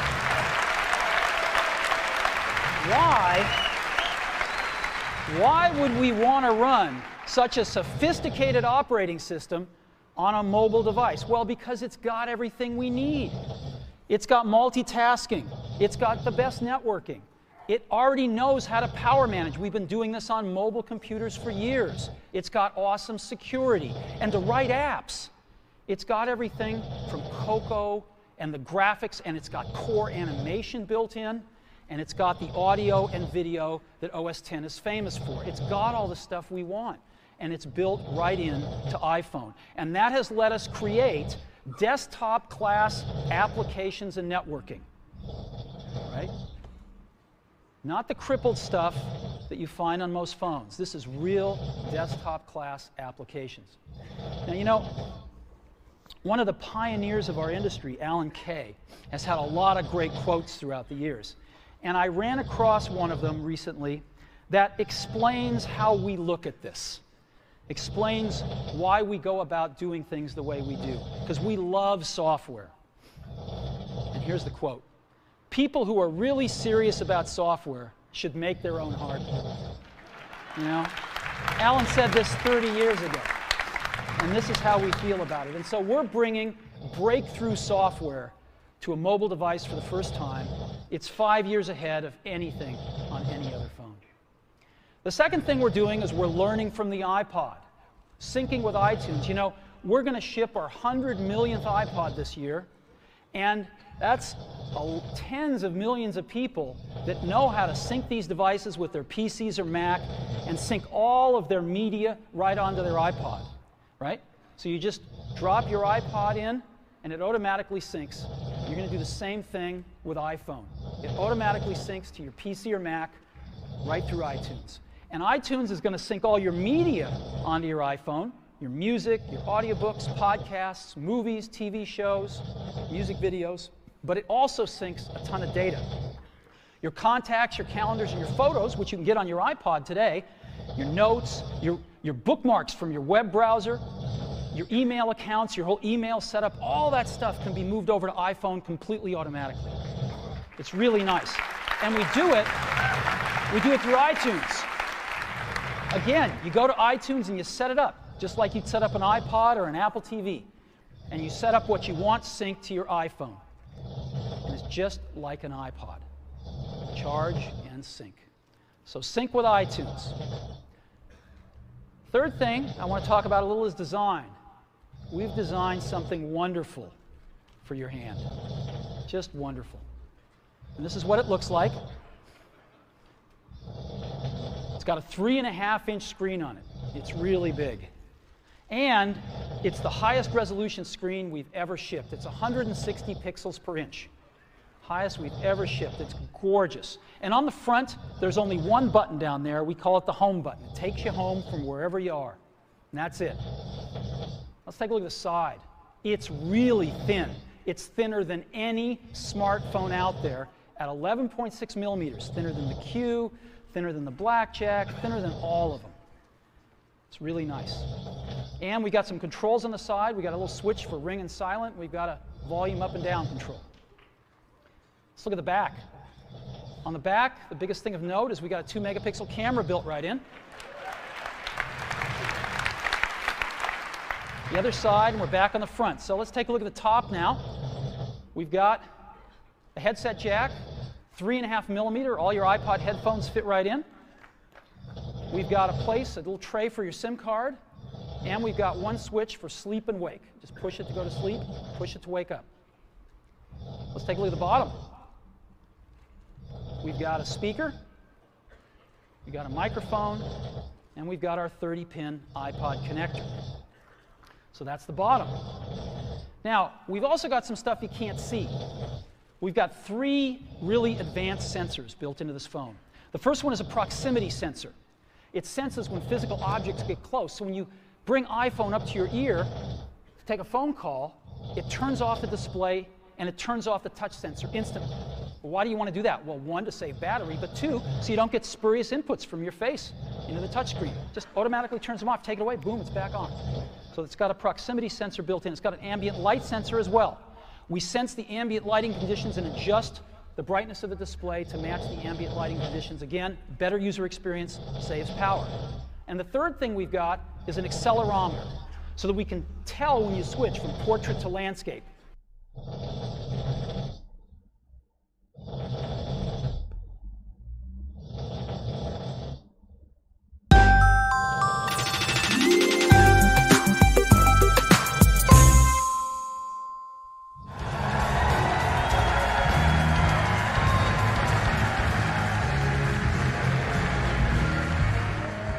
Good morning. Good morning. Welcome to Google I/O. It's a beautiful day. I think warmer than last year. Hope you're all enjoying it. Thank you for joining us. I think we have over 7,000 people here today, as well as many, many people. We are live streaming this to many locations around the world. So thank you all for joining us today. We have a lot to cover. But before we get started, I had one important business which I wanted to get over with. Towards the end of last year, it came to my attention that we had a major bug in one of our core products. It turns out we got the cheese wrong in our burger emoji. Anyway, we went hard to work. I never knew so many people cared about where the cheese is. We fixed it. The irony of the whole thing is I'm a vegetarian in the first place.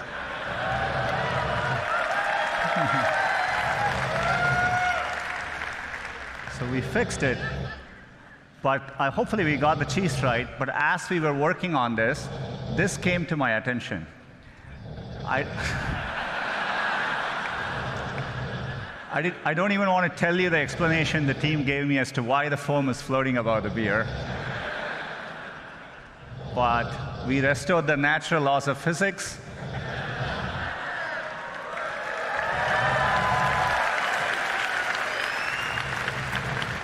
So all is well. We can get back to business. We can talk about all the progress since last year's I/O. I'm sure all of you would agree it's been an extraordinary year on many fronts. I'm sure you've all felt it. We're at an important inflection point in computing, and it's exciting to be driving technology forward. And it's made us even more reflective about our responsibilities.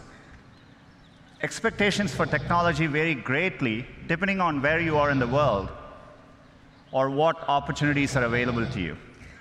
For someone like me who grew up without a phone, I can distinctly remember how gaining access to technology can make a difference in your lives.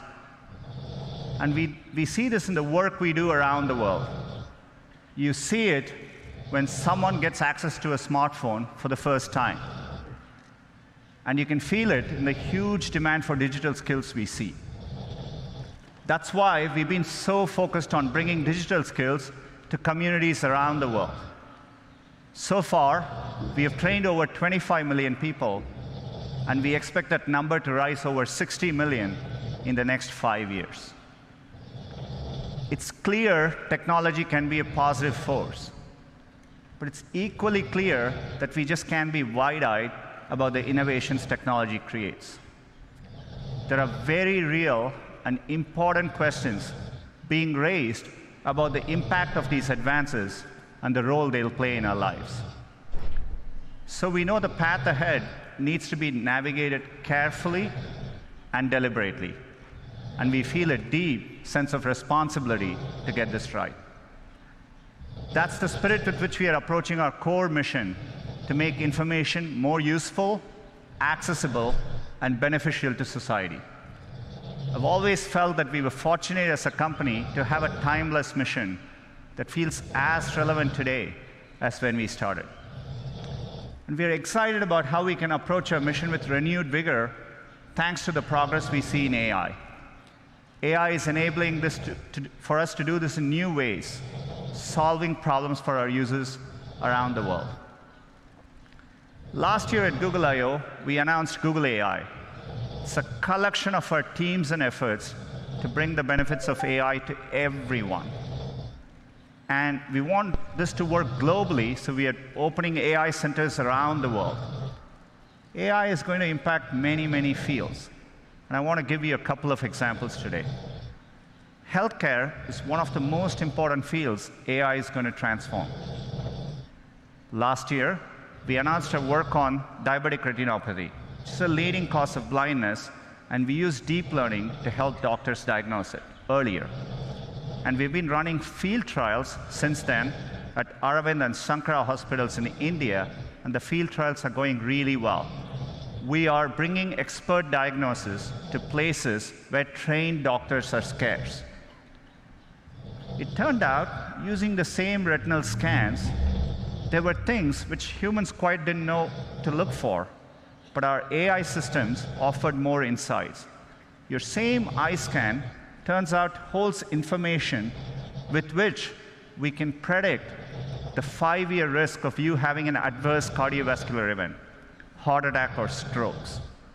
So to me, the interesting thing is that, more than what doctors could find in these eye scans, the machine learning systems offered newer insights. This could be the basis for a new non-invasive way to detect cardiovascular risk. And we just published the research, and we are going to be working to bring this to field trials with our partners. Another area where AI can help is to actually help doctors predict medical events. Turns out doctors have a lot of difficult decisions to make, and for them, getting advance notice, say 24 to 48 hours before a patient is likely to get very sick, has a tremendous difference in the outcome. And so we've put our machine learning systems to work. We've been working with our partners using de-identified medical records. And it turns out if you go and analyze over 100,000 data points per patient, more than any single doctor could analyze, we can actually quantitatively predict the chance of readmission 24 to 48 hours before, earlier than traditional methods. It gives doctors more time to act. We are publishing our paper on this later today, and we are looking forward to partnering with hospitals and medical institutions. Another area where AI can help is accessibility. We can make day-to-day use cases much easier for people. Let's take a common use case. You come back home in the night and you turn your TV on. It's not that uncommon to see two or more people passionately talking over each other. Imagine if you are hearing impaired and you're relying on closed captioning to understand what's going on. This is how it looks to you. On a Danny Ainge level, but he's above the Colangelo level. In other words, he understands enough. As you can see, it's gibberish. You can't make sense of what's going on. So we have machine learning technology called Looking to Listen. It not only looks for audio cues, but combines it with visual cues to clearly disambiguate the two voices. Let's see how that can work, maybe in YouTube. Not on a Danny Ainge level, but he's above the Colangelo level. In other words, he understands enough to... You said it was all right to lose on purpose. You said it's all right to lose on purpose and advertise that to the fans. It's perfectly okay. You said it's okay. We have nothing else to talk about. We have a lot to talk about.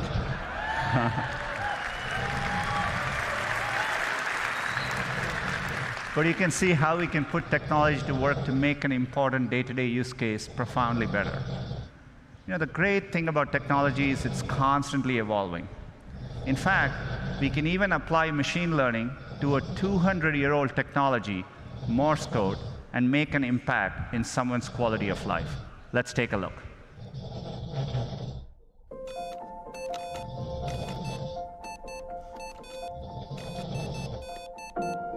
Hi, I am Tanya. This is my voice. I use Morse code by inputting dots and dashes with switches mounted near my head. As a very young child, I used a communication word board. I used a head stick to point to the words. It was very attractive, to say the least.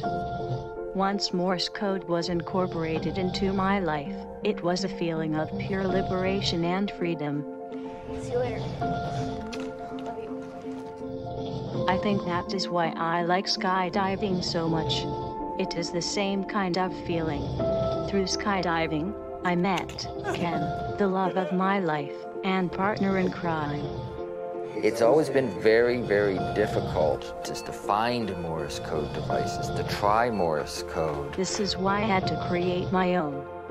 With the help from Ken, I have a voice and more independence in my daily life. But most people don't have Ken. It is our hope that we can collaborate with the Gboard team to help people who want to tap into the freedom of using Morse code. Gboard is the Google keyboard.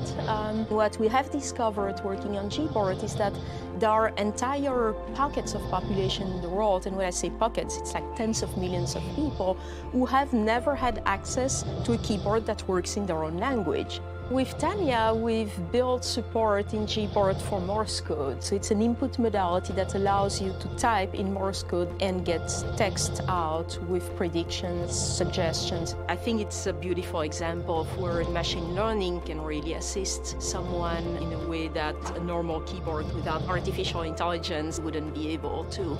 I am very excited to continue on this journey. Many people will benefit from this, and that thrills me to no end.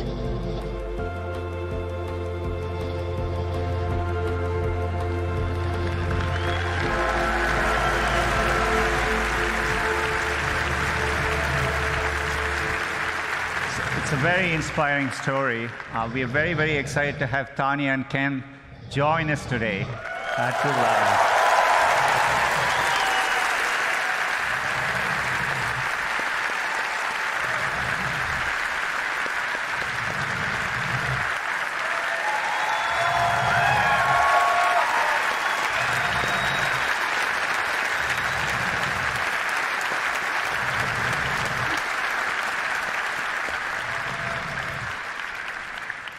Tanya and Ken are actually developers. They really worked with our team to harness the power of actually predictive suggestions in Gboard in the context of Morse code. I'm really excited that Gboard with Morse code is available in beta later today. You know, it's great to reinvent products with AI. Gboard is actually a great example of it. Every single day, we offer users, and users choose over 8 billion autocorrections each and every day. Another example of one of our core products, which we are redesigning with AI, is Gmail. We just had a new, fresher look for Gmail, a recent redesign. Hope you're all enjoying using it. We are bringing another feature to Gmail. We call it Smart Compose.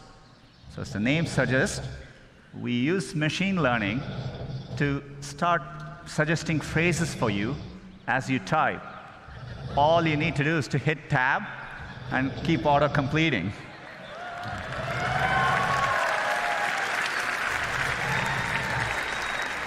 In this case, it understands the subject is Taco Tuesday. It suggests chips, salsa, guacamole. It takes care of mundane things like addresses so that you don't need to worry about it. You can actually focus on what you want to type. I've been loving using it. I've been sending a lot more emails to the company, not sure what the company thinks of it. But it's been great. We are rolling out Smart Compose to all our users this month and hope you enjoy using it as well.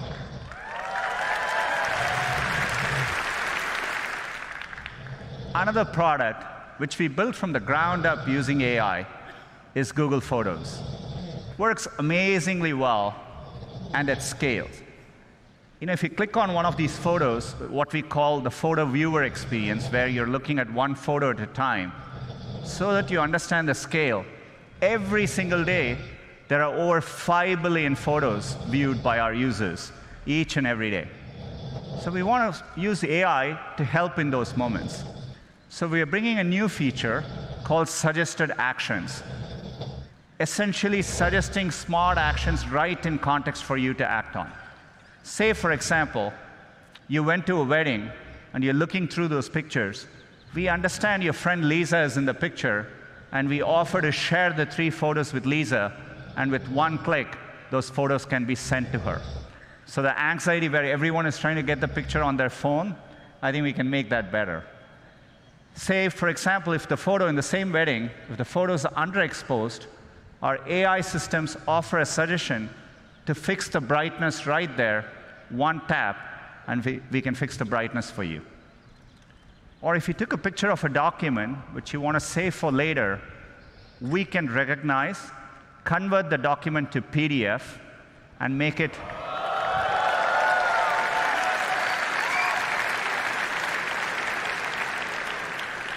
much easier for you to use later. We want to make all these simple cases delightful. By the way, AI can also deliver unexpected moments.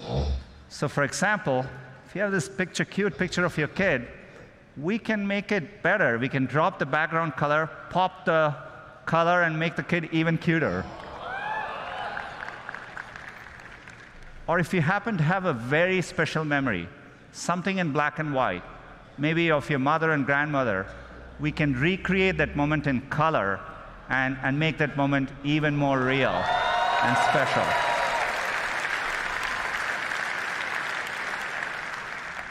All these features are going to be rolling out to Google Photos users in the next couple of months.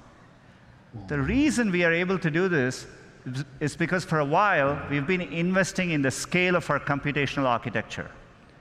This is why last year we talked about our tensor processing units. These are special purpose machine learning chips. These are driving all the product improvements you're seeing today. And we've made it available to our cloud customers. Since the last year, we've been hard at work, and today I'm excited to announce our next generation TPU 3.0. These chips are so powerful that for the first time, we've had to introduce liquid cooling in our data centers. And we put these chips in the form of giant pods. Each of these pods is now 8x more powerful than last year. It's well over 100 petaflops. And this is what allows us to develop better models, larger models, more accurate models, and helps us tackle even bigger problems. And one of the biggest problems we are tackling with AI is the Google Assistant. Our vision for the perfect assistant is that it's naturally conversational, it's there when you need it, so that you can get things done in the real world. And we are working to make it even better. We want the assistant to be something that's natural and comfortable to talk to. And to do that, we need to start with the foundation of the Google Assistant, the voice. Today, that's how most users interact with the assistant. Our current voice is codenamed Holly. She was a real person. She spent months in our studio, and then we stitched those recordings together to create voice. But 18 months ago, we announced a breakthrough from our DeepMind team called WaveNet. Unlike the current systems, WaveNet actually models the underlying raw audio to create a more natural voice. It's closer to how humans speak. The pitch, the pace, even all the pauses that convey meaning. We want to get all of that right. So we've worked hard with WaveNet, and we are adding, as of today, 6 new voices to the Google Assistant. Let's have them say hello. Good morning, everyone. I'm your Google Assistant. Welcome to Shoreline Amphitheater. We hope you'll enjoy Google I/O. Back to you, Sundar.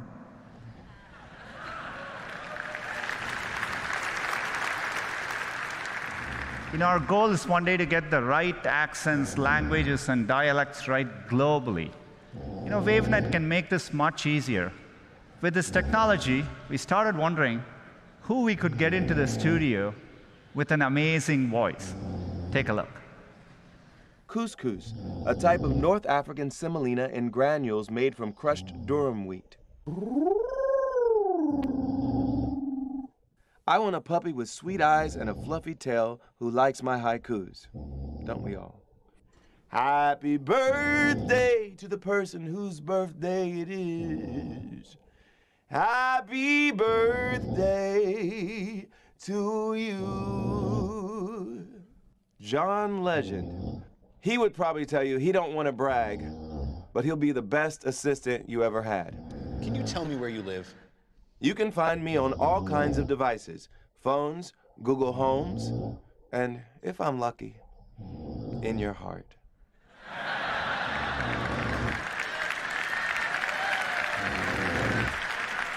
That's right, John Legend's voice is coming to the assistant. Clearly, he didn't spend all the time in the studio answering every possible question that you could ask. But WaveNet allowed us to shorten the studio time, and the model can actually capture the richness of his voice. His voice will be coming later this year in certain contexts so that you can get responses like this. Good morning, Sundar. Right now in Mountain View, it's 65 with clear skies. Today, it's predicted to be 75 degrees and sunny. At 10 a.m., you have an event called Google I/O Keynote. Then, at 1 p.m., you have margaritas. Have a wonderful day. I'm looking forward to 1 p.m. So John's voice is coming later this year. I'm really excited we can drive advances like this with AI. We are doing a lot more with the Google Assistant. And to talk to you a little bit more about it, let me invite Scott onto the stage. Hey Google, call Maddie. Okay, dialing now. Hey Google, book a table for 4. Sounds good. Hey Google, call my brother. Hey Google, call my brother. Text Carol. Can you text Carol for me too? Hey Google, who just texted me? Yo, Google.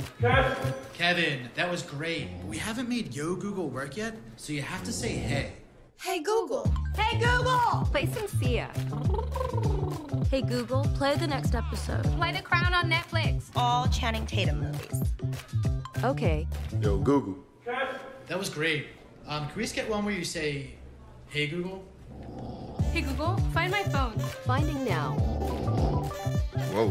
Hey Google. Hey, Google! Yo, Google, lock the front door. Okay, let's just go with Yo Google then. I'm sure the engineers would love to update everything. Yo.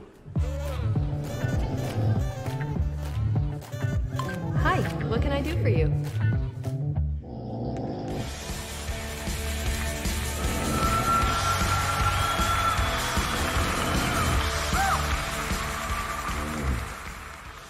Two years ago, we announced the Google Assistant right here at I/O. Today, the Assistant is available on over 500 million devices, including phones, speakers, headphones, TVs, watches, and more.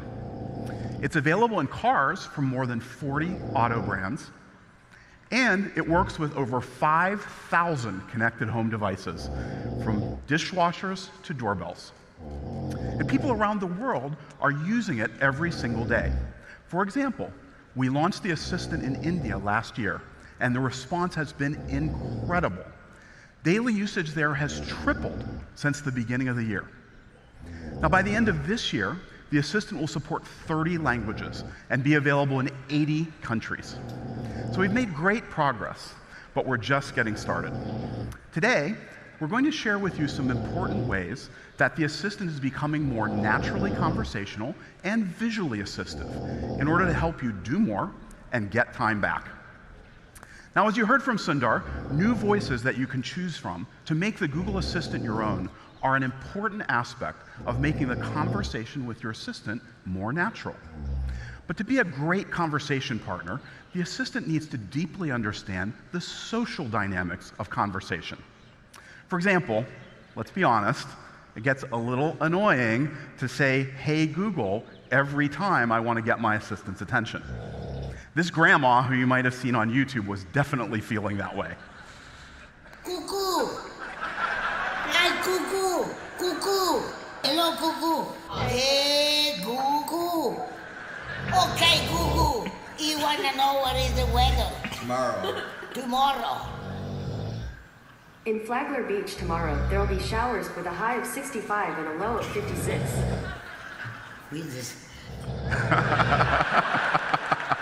Well, the assistant eventually worked for her, but it shouldn't be so hard.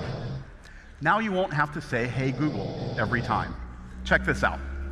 Hey Google, did the Warriors win? Yes, the Warriors won 118-92 last Sunday against the Pelicans. Nice. When's their next game? The Warriors' next game is today at 7:30 p.m., where they will be playing the Pelicans. Great. It's going to be fun to watch tonight. Hey, remind me to find my Kevin Durant jersey when I get home. Sure, I'll remind you when you get home. Now notice that I was able to have a natural back and forth conversation with my assistant without having to repeat hey Google for every follow-up request. Even more helpful, my assistant could understand when I was talking to it versus when I was talking to all of you. We call this continued conversation, and it's been a top feature request. You'll be able to turn it on in the coming weeks. Yeah. All right. So let's say it's almost game time. Hey, Google, turn on the Warriors game and start the popcorn maker. Sure, here's the Golden State Warriors game on YouTube TV and turning the popcorn maker on. Oh, and can you dim the lights in the family room and in the kitchen? Sure, dimming the lights in the family room and in the kitchen. Now you'll notice that in both of these examples, I asked for multiple things at once. Something that feels really natural for us, but it's very difficult for computers to understand. It's something we call multiple actions, and we're rolling out this capability in the Assistant now. Now you might think, come on, it's easy. Just look for the and. But it's not always so straightforward. In this example, even though it has the word and, it's not two requests. It's actually just one. But here, even though it looks very similar, the Assistant has to break it apart to form the two requests. In linguistics, it's called coordination reduction. Now, multiple actions can get way more complicated. So just for fun, hey, Google, who was the governor of California when Kevin Durant was drafted, and what team drafted him? Arnold Schwarzenegger was the governor in 2007. Kevin Durant was drafted by the Seattle Supersonics. All right, just in case you were wondering. All right, so next, we've also been working on improving the conversation with the Google Assistant for families. Last fall, we launched our family experience for the Google Assistant. It provides family-friendly games, activities, and stories. We've continued to grow our library, and families have listened to over 130,000 hours of children's stories in the last 2 months alone. Now, as we continue to improve the experience for families, a concern that we've heard from many parents, including people on the team who have children, is, are kids learning to be bossy and demanding when they can just say, hey, Google, to ask for anything they need? It's not a simple area, but one step that we've been working on is something we call Pretty Please. Some of the parents on the team have been testing it out with their families. Take a look. Hey Google, talk to VoiceTron. Daddy, you forgot to say please. Okay, Google, please tell me a story.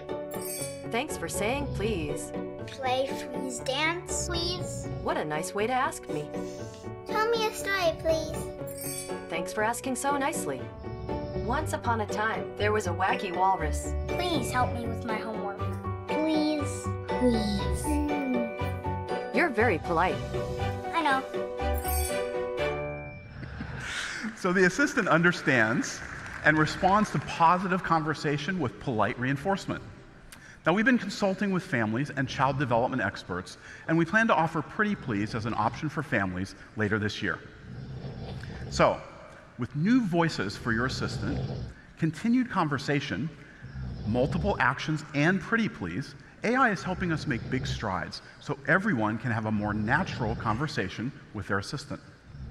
And now I'd like to introduce Lillian, who's going to share some exciting things that we're doing, bringing voice and visual assistants together.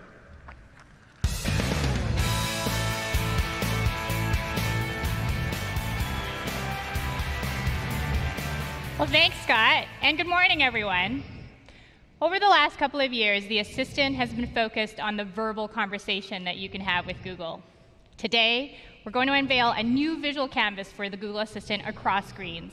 This will bring the simplicity of voice together with a rich visual experience. Now, I'm going to invite Maggie to come up because we're going to be switching to a lot of live demos. We gave you an early look at our new smart displays at CES in January. We're working with some of the best consumer electronic brands. And today, I'm excited to announce that the first smart displays will go on sale in July. Today, I'll show you some of the ways that this new device can make your day easier by bringing the simplicity of voice with the glanceability of a touchscreen. So let's switch over to the live demos. Now, this is one of the Lenovo smart displays. The ambient screen integrates with Google Photos and greets me with pictures of my kids, Bella and Hudson. Those are really my kids. Best way to start my day every morning. Now, because the device is controlled by voice, I can watch videos or live TV with just a simple command. This makes it so easy to enjoy my favorite shows while multitasking around the house. Hey Google, let's watch Jimmy Kimmel Live. Okay, playing Jimmy Kimmel Live on YouTube TV.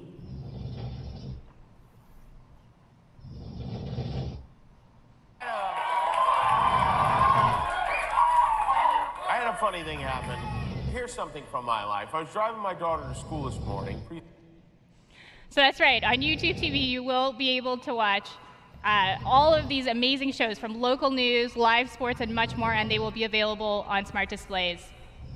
Now, of course, you can also enjoy all the normal content from YouTube, including how-to videos, music, and original shows like the brand new series Cobra Kai, which we started binge watching this week because it's so good. Now, cooking is another instance where the blend of voice and visuals is incredibly useful. Nick and I are always looking for simple, family-friendly recipes. Hey Google, show me recipes for pizza bombs. Sure, here are some recipes. So we can choose the first one from Tasty. That one looks good. You see all the recipe details come right up, and we can just tap to start cooking. Sure, here's Tasty. So seeing a video demonstration along with the spoken instructions is a total game changer for cooking, especially when you have your hands full. Thanks, Maggie.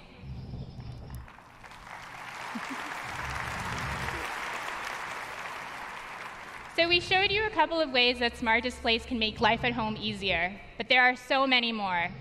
From staying in touch with family with broadcast and duo video calling, to keeping an eye on your home with all of our other smart home partners, to seeing in advance what the morning commute's like with Google Maps.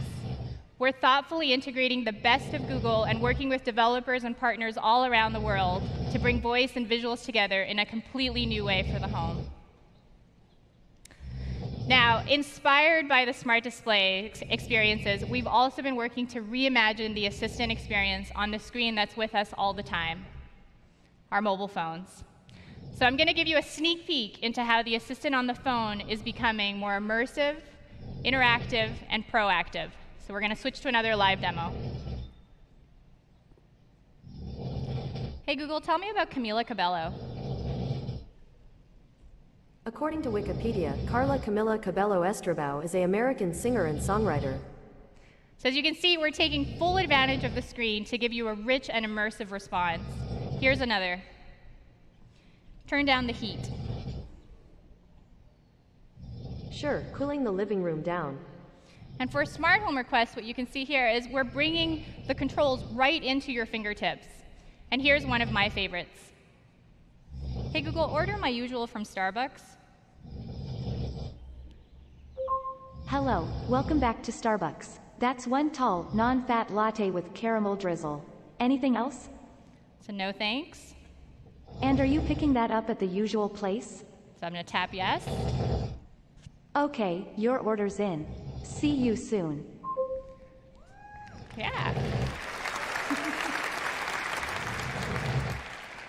So we're excited to share that we've been working with Starbucks, Dunkin' Donuts, DoorDash, Domino's, and many other partners on a new food pickup and delivery experience for the Google Assistant. We have already started rolling some of these out, with many more partners coming soon. Now, rich and interactive responses to my requests are really helpful, but my ideal assistant should also be able to help in a proactive way. So when I'm in the assistant now and swipe up, I now get a visual snapshot of my day. I see helpful suggestions based on the time, my location, and even my recent interactions with the assistant. I also have my reminders, packages, and even notes and lists organized and accessible right here. I love the convenience of having all these details helpfully curated and so easy to get to. Now, this new visual experience for the phone is thoughtfully designed with AI at the core. It will launch on Android this summer and iOS later this year.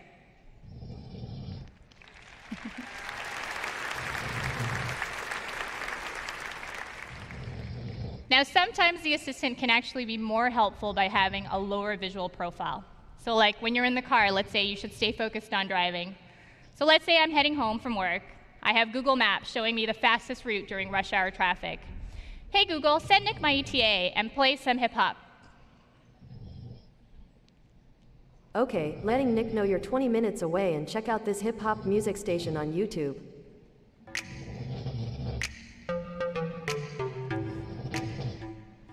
So it's so convenient to share my ETA with my husband with just a simple voice command. I'm excited to share that the Assistant will come to navigation in Google Maps this summer.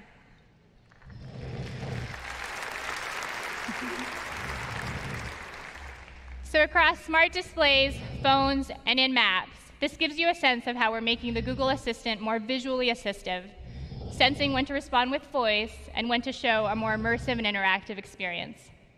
And with that, I'll turn it back to Sundar. Thank you.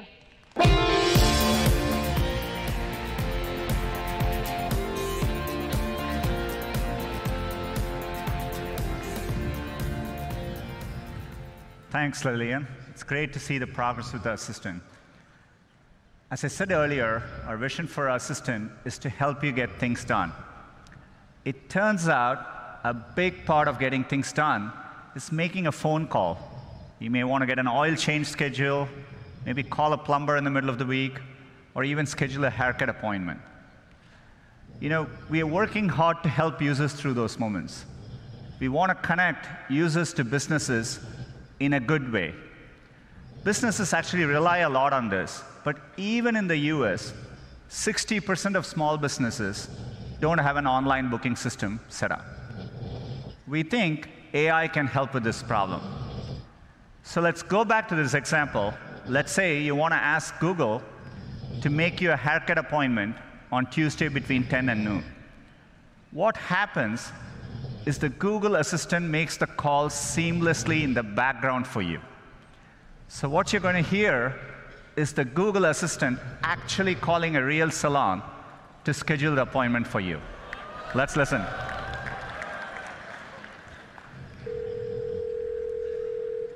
So how can I help you?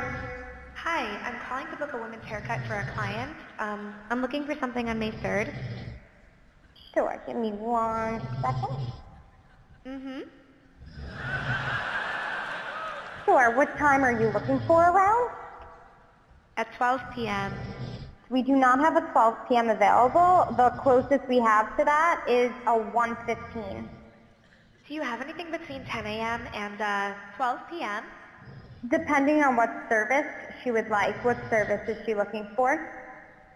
Just a woman's haircut for now. Okay, we have a 10 o'clock. 10 a.m. is fine. Okay, what's her first name? The first name is Lisa. Okay, perfect. So I will see Lisa at 10 o'clock on May 3rd. Okay, great. Thanks. Great. Have a great day. Bye.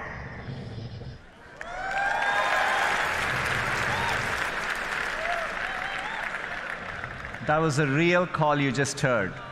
The amazing thing is the Assistant can actually understand the nuances of conversation. We've been working on this technology for many years. It's called Google Duplex. It brings together all our investments over the years in natural language understanding, deep learning, text-to-speech. By the way, when we are done, the Assistant can give you a confirmation notification saying your appointment has been taken care of. Let me give you another example. Let's say you want to call a restaurant, but maybe it's a small restaurant which is not easily available to book online. The call actually goes a bit differently than expected. So take a listen.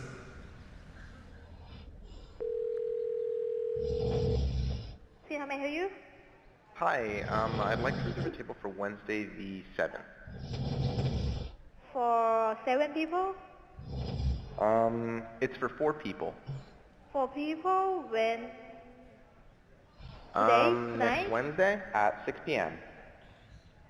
Oh, actually we leave here for like after like 5 people.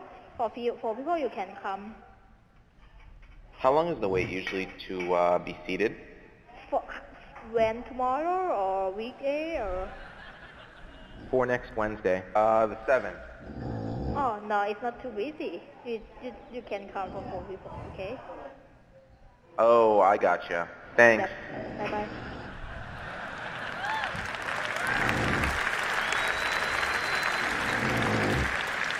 Again, that was a real call. We have many of these examples where the calls quite don't go as expected, but the Assistant understands the context, the nuance. It knew to ask for wait times in this case and handle the interaction gracefully. Look, we're still developing this technology, and we actually want to work hard to get this right, get the user experience and the expectation right for both businesses and users. But done correctly, it'll save time for people and generate a lot of value for businesses. We really want it to work in cases, say if you're a busy parent in the morning and your kid is sick and you want to call for a doctor's appointment. So we're going to work hard to get this right. There is a more straightforward case where we can roll this out sooner, where, for example, every single day we get a lot of queries into Google where people are wondering on the opening and closing hours of businesses. But it gets tricky during holidays, and businesses get a lot of calls. So we as Google can make just that one phone call and then update the information for millions of users, and it'll save a small business countless number of calls. So we're going to get moments like this right and make the experience better for users. This is going to be rolling out as an experiment in the coming weeks, and so stay tuned.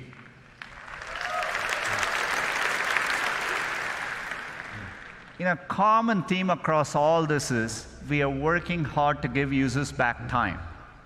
We've always been obsessed about that at Google. Search is obsessed about getting users to answers quickly and giving them what they want.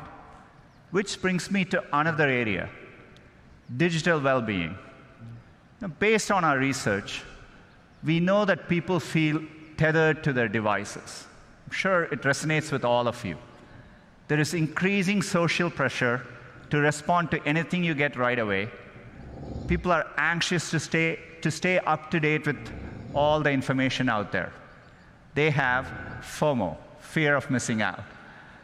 We think there's a chance for us to do better. We've been talking to people, and some people introduced to us the concept of JOMO, the actual joy of missing out.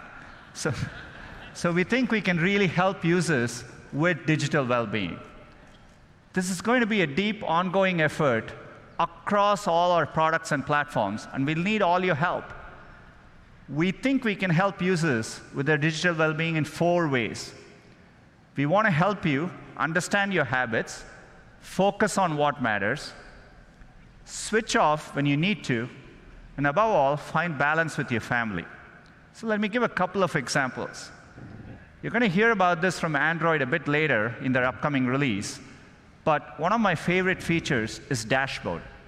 In Android, we're actually going to give you full visibility into how you're spending your time.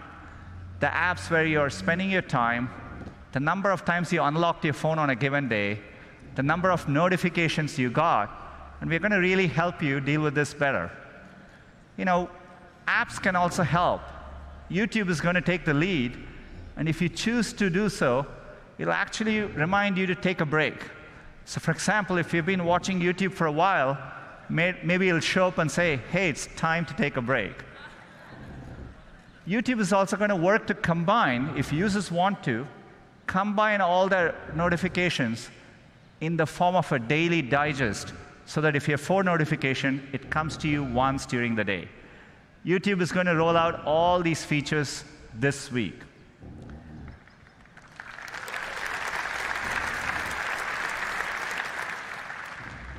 We've been doing a lot of work in this area. Family Link is a great example, where we provide parents tools to help manage kids' screen time. And I think this is an important part of it. We want to do more here. We want to equip kids to make smart decisions. So we have a new approach, a Google design approach. It's called Be Internet Awesome, to help kids become safe explorers of the digital world. We want kids to be secure, kind, mindful when online, and we are pledging to train an additional 5 million kids this coming year. All these tools you're seeing is launching with our digital well-being site later today. Another area where we feel tremendous responsibility is news. News is core to our mission. Also, at times like this, it's more important than ever to support quality journalism. It's foundational to how democracies work. I've always been fond of news. Growing up in India, I have distinct memory of, I used to wait for the physical newspaper. Turns out my grandfather used to stay right next to us. There was a clear hierarchy. He got his hands on the newspaper first, then my dad, and then my brother and I would go at it. I was mainly interested in the sports section at that time, but over time I developed a fondness for news, and it stayed with